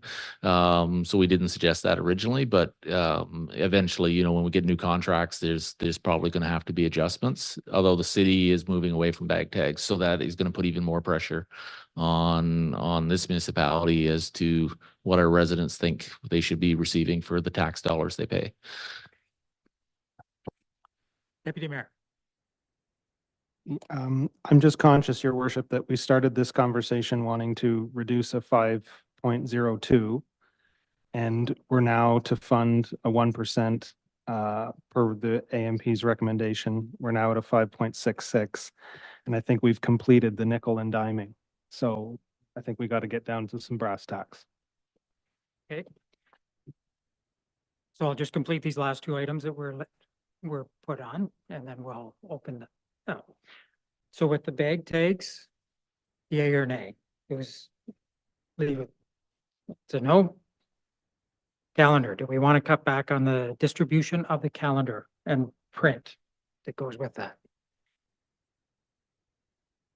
Question. Councillor Broderick? So we're talking about the 2025 calendar, and I'm just wondering if a different format, as opposed to like the booklet of 12 pages, maybe just a 11 by 17 with some basic information, but just an idea. I think we need a new format. Did you have a comment on that? If not, that's fine. I saw you looking and I wasn't sure. I was just going to say to Councillor Broderick, certainly we could look at that. We could look at a printable version. We could look at something that we distribute with, you know, some sort of mail out that we're doing. We could look at all sorts of options like that if that's what council wishes. And I think that's more what it would be, is if we cut it by half, we're just kind of, there'd probably have to be a lot of thought put into how we do that and how we still service the residents that do want to receive it.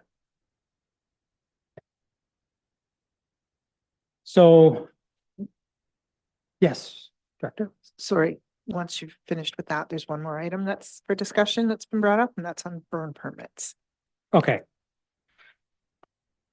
So we'll do the calendar and then we'll ask you to bring that forward. So cutting it in half, so, sorry, that was the savings 13 on that? No, the total expenditure now is 13. That's correct, Your Worship. So it'd be, if we cut it in half, it'd be a 6,000. 65. Thank you. Math's not great at the best of times, so long now. Yes, Councillor Ennis. So what might cutting it in half look like? We're not sure. It could be something like downsizing it, like similar to what Councillor Broderick, make it a smaller one or something, or the trouble is Canada Post is probably going to charge us almost the same no matter what we send out. So we'd almost have to look at cutting distribution, I'm assuming. Director, did you have a comment on that? Sorry, just in terms of that comment. So the distribution costs, sorry, I'm just looking at some notes that I have, but the distribution costs are quite small proportionally to the entire cost. So about, you know, $1,500, $2,000 for the distribution piece itself. It's the printing that is the larger cost. That's a larger one. Okay, thank you. You got it. Okay. Any other questions or comments on that? Councillor Willis.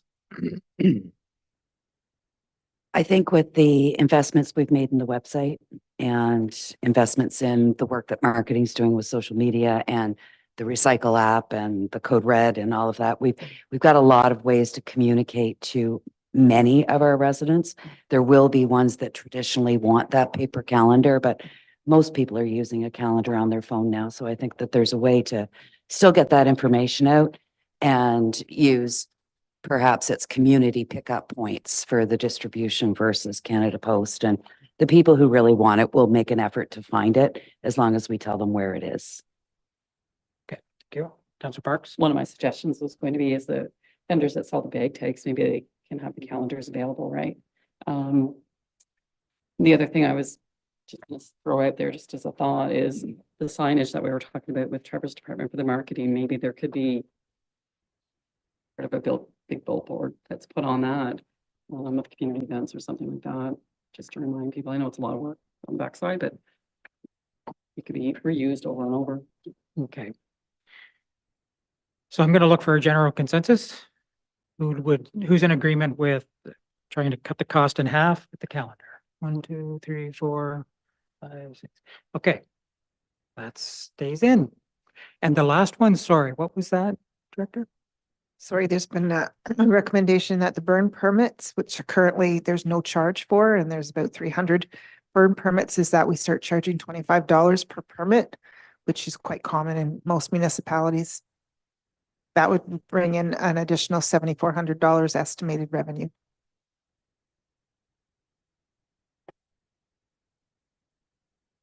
That would be cover an administration cost and that then for them as well. Okay. Any thoughts? Or do we go straight? Councillor Ennis? What is the benefit of the permits at this time? Is there? We'll look to the back of the room.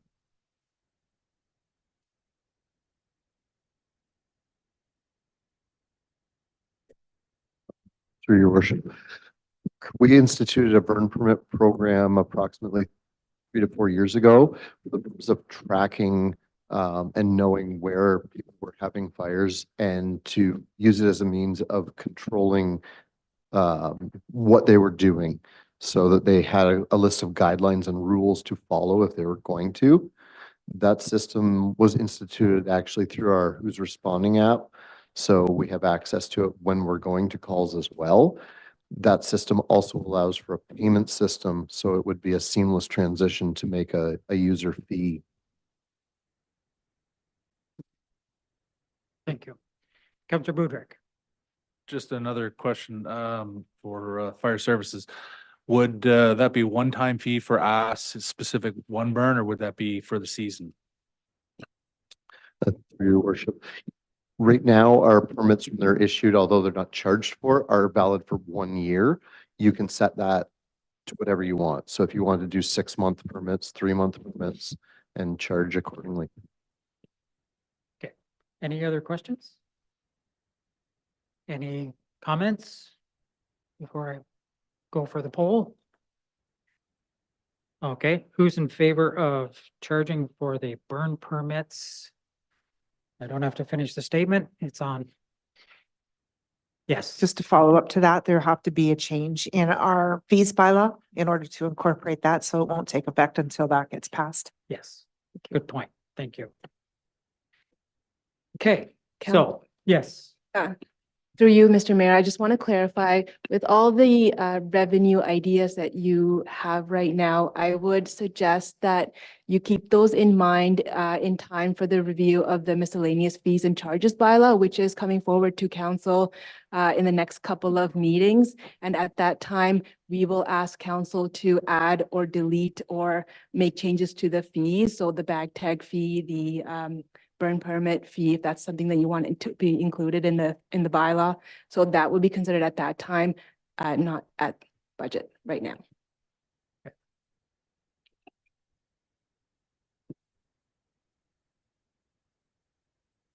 Yeah, you could still reflect it in the budget. Okay. Okay, so that exhausts the staff suggestion list? Yes, your worship. Okay, thank you. So we're sitting at, if we go with the 1.1 or the 1% into reserves, we're sitting at 5.59% right now increase.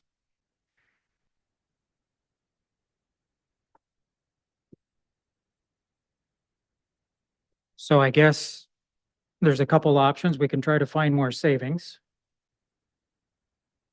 Or do we want to revisit whether it's the 1% or a 0.5% and go back up to 1 or 1.1 next year to catch up? And I'm not sure if I'm just looking for options. We can either keep trying to cut to get down to it, or we can. I'm concerned if we get cutting too deep that we're going to get into too many services. That's my challenge. I want to make sure that we're still servicing our customers, the public, while being prudent financially. And I guess that's where I'm coming down now. If we cut some deep ones, we will impact services. So we were trying to hit the 1% into reserve and we're sitting at 5.59. Could I just ask you if that, instead of 1%, if it was a 0.5%, what would the rate be now, just for our information? That changes it down to 5.11. Okay, so that's a difference in 0.5%. So I'm not trying to railroad this through. I'm just looking at options.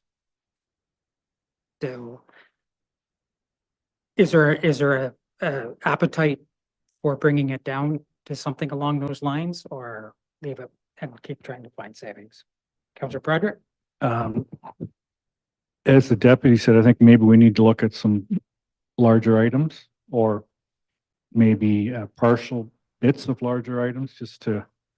And that's, if you want to do that, we can. I would support that if. Okay. Councillor Ennis. I'd like to see, as I stated, obviously, I'd like to see the contribution to capital be in alignment with with our policy, which is the 1%. Keep it at 1%. Okay. So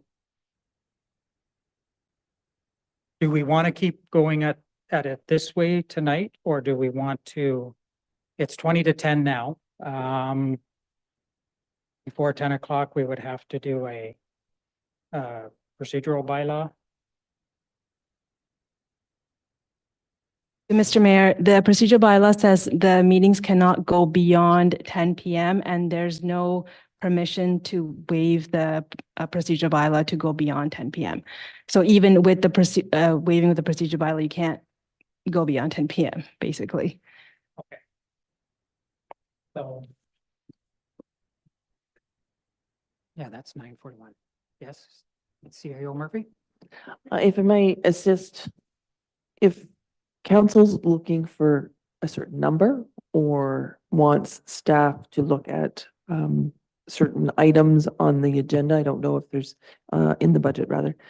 If there's items you want us to look at, I haven't really heard any sort of like, what about rec programs or what about Canada Day? Right, we haven't heard any of those big things.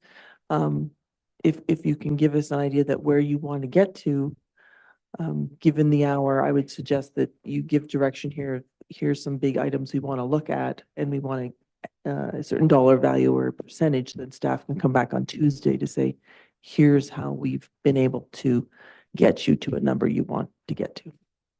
Yes, that's what I was thinking, almost do another parking lot and with items if they want to bring them forward.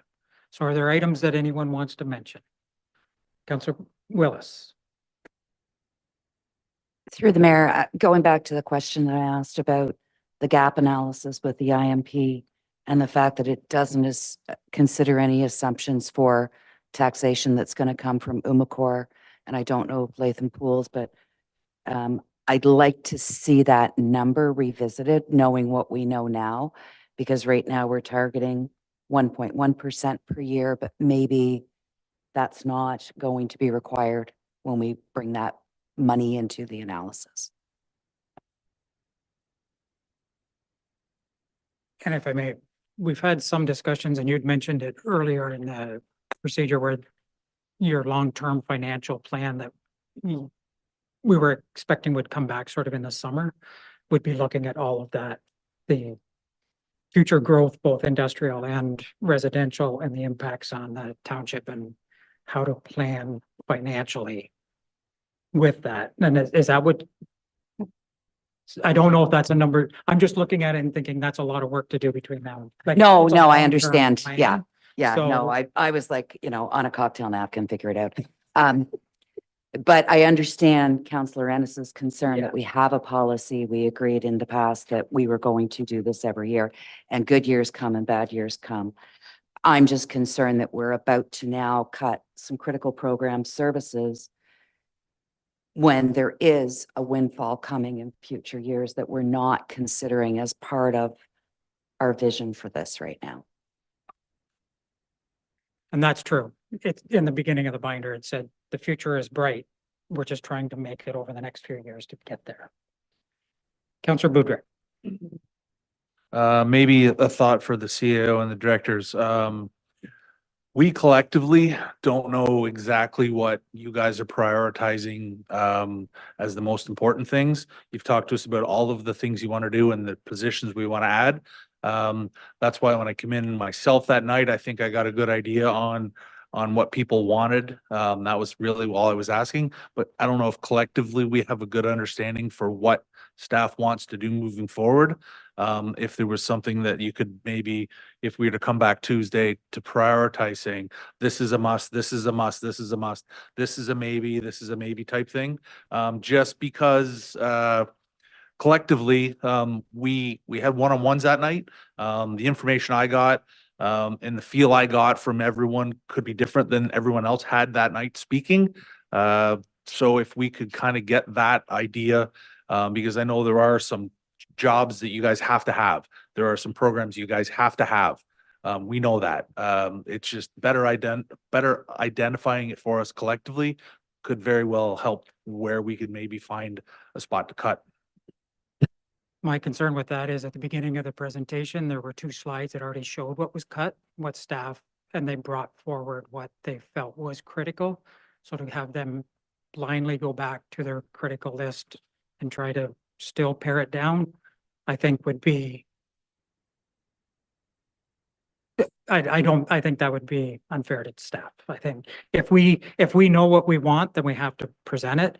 And I'm gonna speak my mind here too then. I try not to until it's the end of the discussion, but I really have a concern, and I kind of mentioned it. I really have a concern cutting any more services and I'm a firm believer in reserves. I'm a firm believer that the county does 2% every year, and I'm a firm believer that, and I want the township to do that. The only thing that I'm looking at is this year the year to do it again? If we relaxed the 1% into reserves this year to maintain a reasonable percentage, whatever that decision is, I believe the report that we would be getting probably later in the summer or early fall with a long-term financial plan, I think that would be the basis that we would plan on going forward on with our investments, with our spending. I don't want to count cash before it's in the bank. But we've got some new industrial growth that is just coming on board or has come on board. We'll be realizing some income from them starting next year. We've got more that's going to be on board by the end of this term. And that we still have some growth, as was mentioned, the last 4 or 5 lots have been sold in the industrial park east. I think before we cut services, I'd really like to see our long-range forecast financially to be able to know exactly where we stand now and where we expect to stand at the end of this term. The one thing that I always wanted was to leave the township in a better place at the end of a term than I did when I came in. And I think without that information, it's really challenging for me to determine what I think the people don't need. I think I would rather have those facts and figures, and even if they're just really firm predictions based on facts, I think that's what I personally, that's what I need to keep cutting. That's my 2 cents. Councilor Parks? I'm just gonna add a few things. I'd like to see an overall tax rate of about 4.75%. I know that's quite a bit of a reduction still, leaving the contributions to the capital reserves as Councilor Rennes has stated. I'd like to not cut any more services. I think we have to find that balance between what is acceptable to our constituents and what they can afford to do. So that's where I'm sitting at this point in time. I don't want to cut any more services. I'd like to see it around 4.75, and I would challenge staff to come back with some options on Tuesday. Councilor Prater?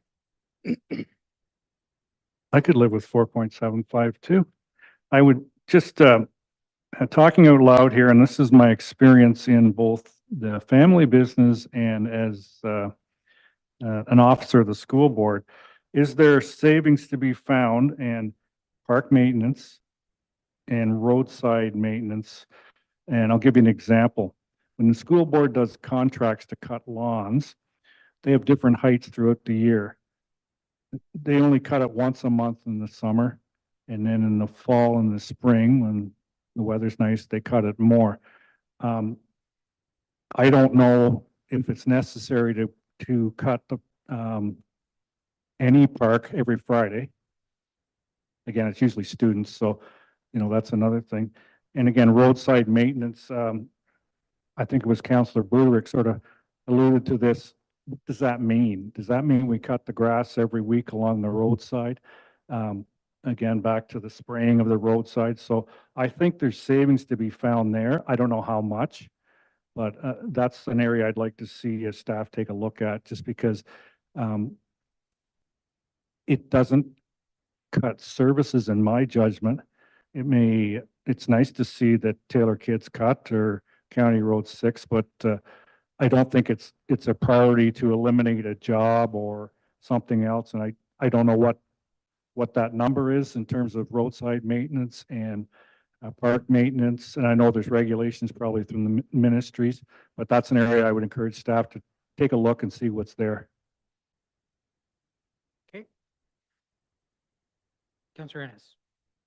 Just a question, I guess. I don't, staff might not have it off the top, but of the current 5.59 increase, and there's 10 new staff positions proposed, how much of that 5.59 increase is due to the 10 new positions? You know, So, through your worship. Yes. It's $450,000. So 2.5%, almost not quite 2.5, 2.2%. Yes.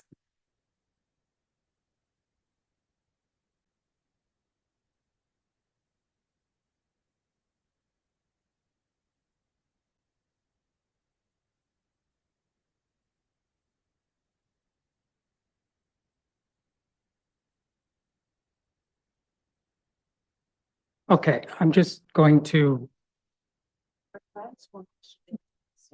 yes. When the staff positions were being presented to us, a number of them were replacing contract staff. So is that 2.2, is that the net or is that the gross cost? That's net. Thank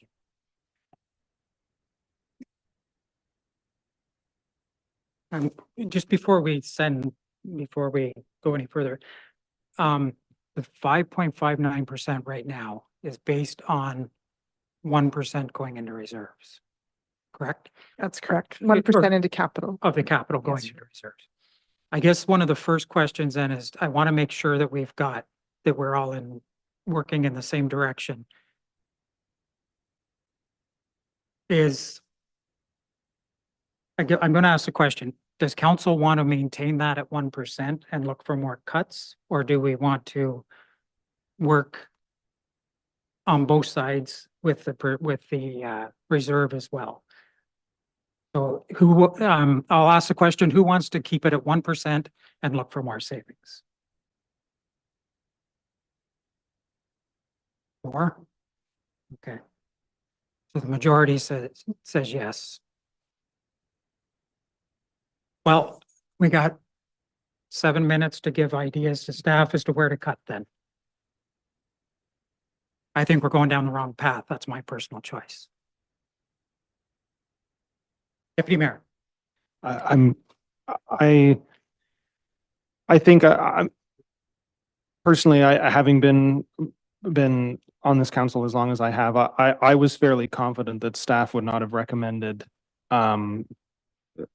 flatlining our contributions to reserves for this year if they weren't confident that we could make that up in the future. Because I'm in the business of wanting to support colleagues, I think I could support 0.5%.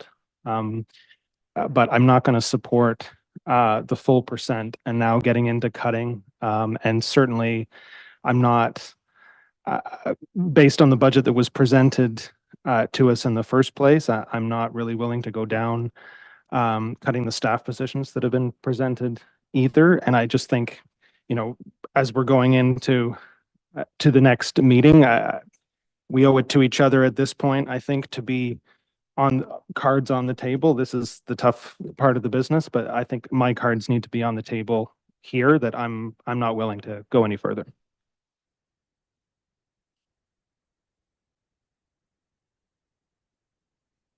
So what direction do we want to give to staff? Councillor Parks? Just speaking to what the deputy was saying, my suggestion on the wage cuts was to do with maybe staggering the start dates so that there was savings, not necessarily eliminating those positions completely. I'm just thinking that a lot of them are based on when they're needed. If they start in the spring, it's because they work the summer kind of thing. Director? Through your worship, just with cuts, with changes in staffing start dates and reductions like that, you still have a full year implementation next year. So your 2025 budget, you're already putting yourself, if you approve the Right. No. It's about $1 million in the following year to support those staff positions, but we may be looking at also different contributions.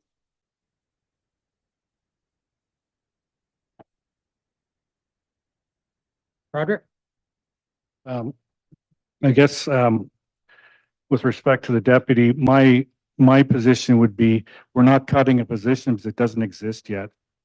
So I don't think anybody in the township has lost a job if we don't approve a position. We're not cutting a position. It doesn't exist yet. So that's sort of my thinking in the sense, and I can respect what you're saying. That's just my simple way of saying, we're not saying, so-and-so, you're out of a job tomorrow. These positions don't exist yet. It's our decision, and as hard as it may be to decide, maybe one of these positions doesn't happen this year. I think all the positions are needed to keep our level of service, so. Director? Sorry, I just wanted to note Councillor Broderick's comment that that's true, except for there are a couple of the positions that are conversions of existing contracts to permanent. So keeping those people would stay in their contract unless council was directing that. Sorry, if they weren't made permanent. Okay. Sorry. Okay, Just yeah. a quick comment. And then My understanding was that the ones that were going from contract are on the reserve side, on the capital side, not on the operational. That was what, there was 2 positions there. I just wanted clarification, that's all.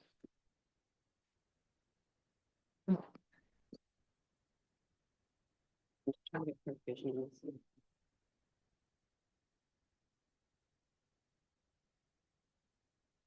Sorry, so the 2 contract positions are not being funded through capital. One of them is the approvals planner.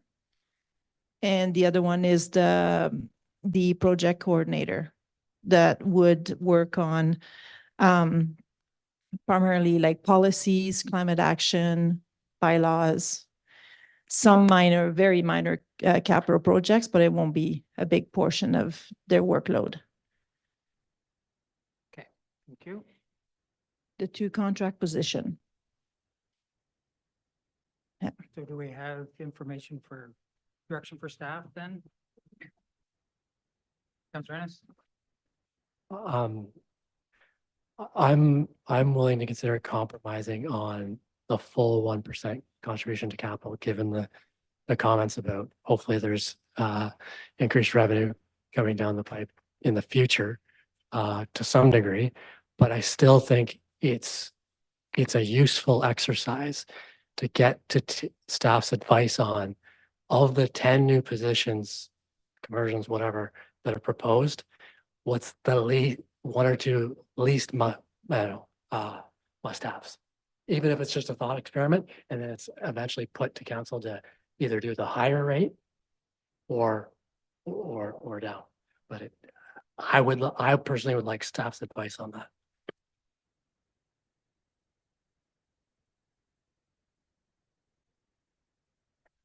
I would support that thinking, and maybe if the rate did come down from 1, start the conversation early about maybe next year it's 1.2. I know the policy says 1.1, but maybe there's a way to catch that up early rather than, of course, we probably won't be sitting here in 20 years, but you don't want to get down that line. Hopefully we're not sitting here in 2 minutes because it's almost 10 o'clock, but yeah, I would support that thinking. So are we saying the only thing that's on the table is staffing? I'm looking to give staff direction. They need to know what to go back and look at. And if we want it lowered, then do we have ideas of where we want it lowered? Councilor Broderick? I had mentioned roadside maintenance and parks and rec maintenance. If that's an area, I think we could find some savings.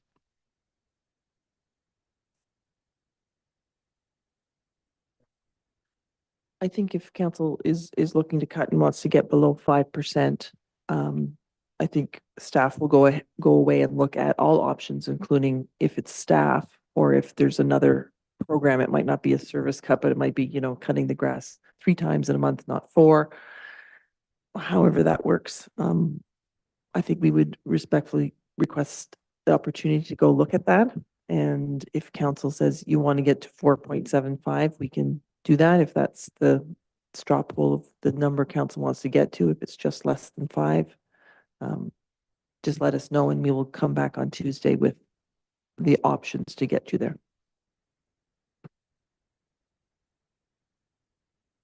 Okay.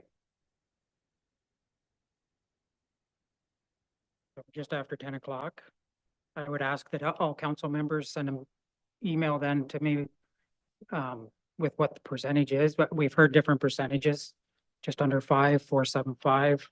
Staff need to have information to know what you want them to work to. I'm just wondering if we could state it now, get it on the public record as opposed to sending emails Well, where people may okay. question our. Who wants, what rate are we going? I would support Councillor Parks 4.75.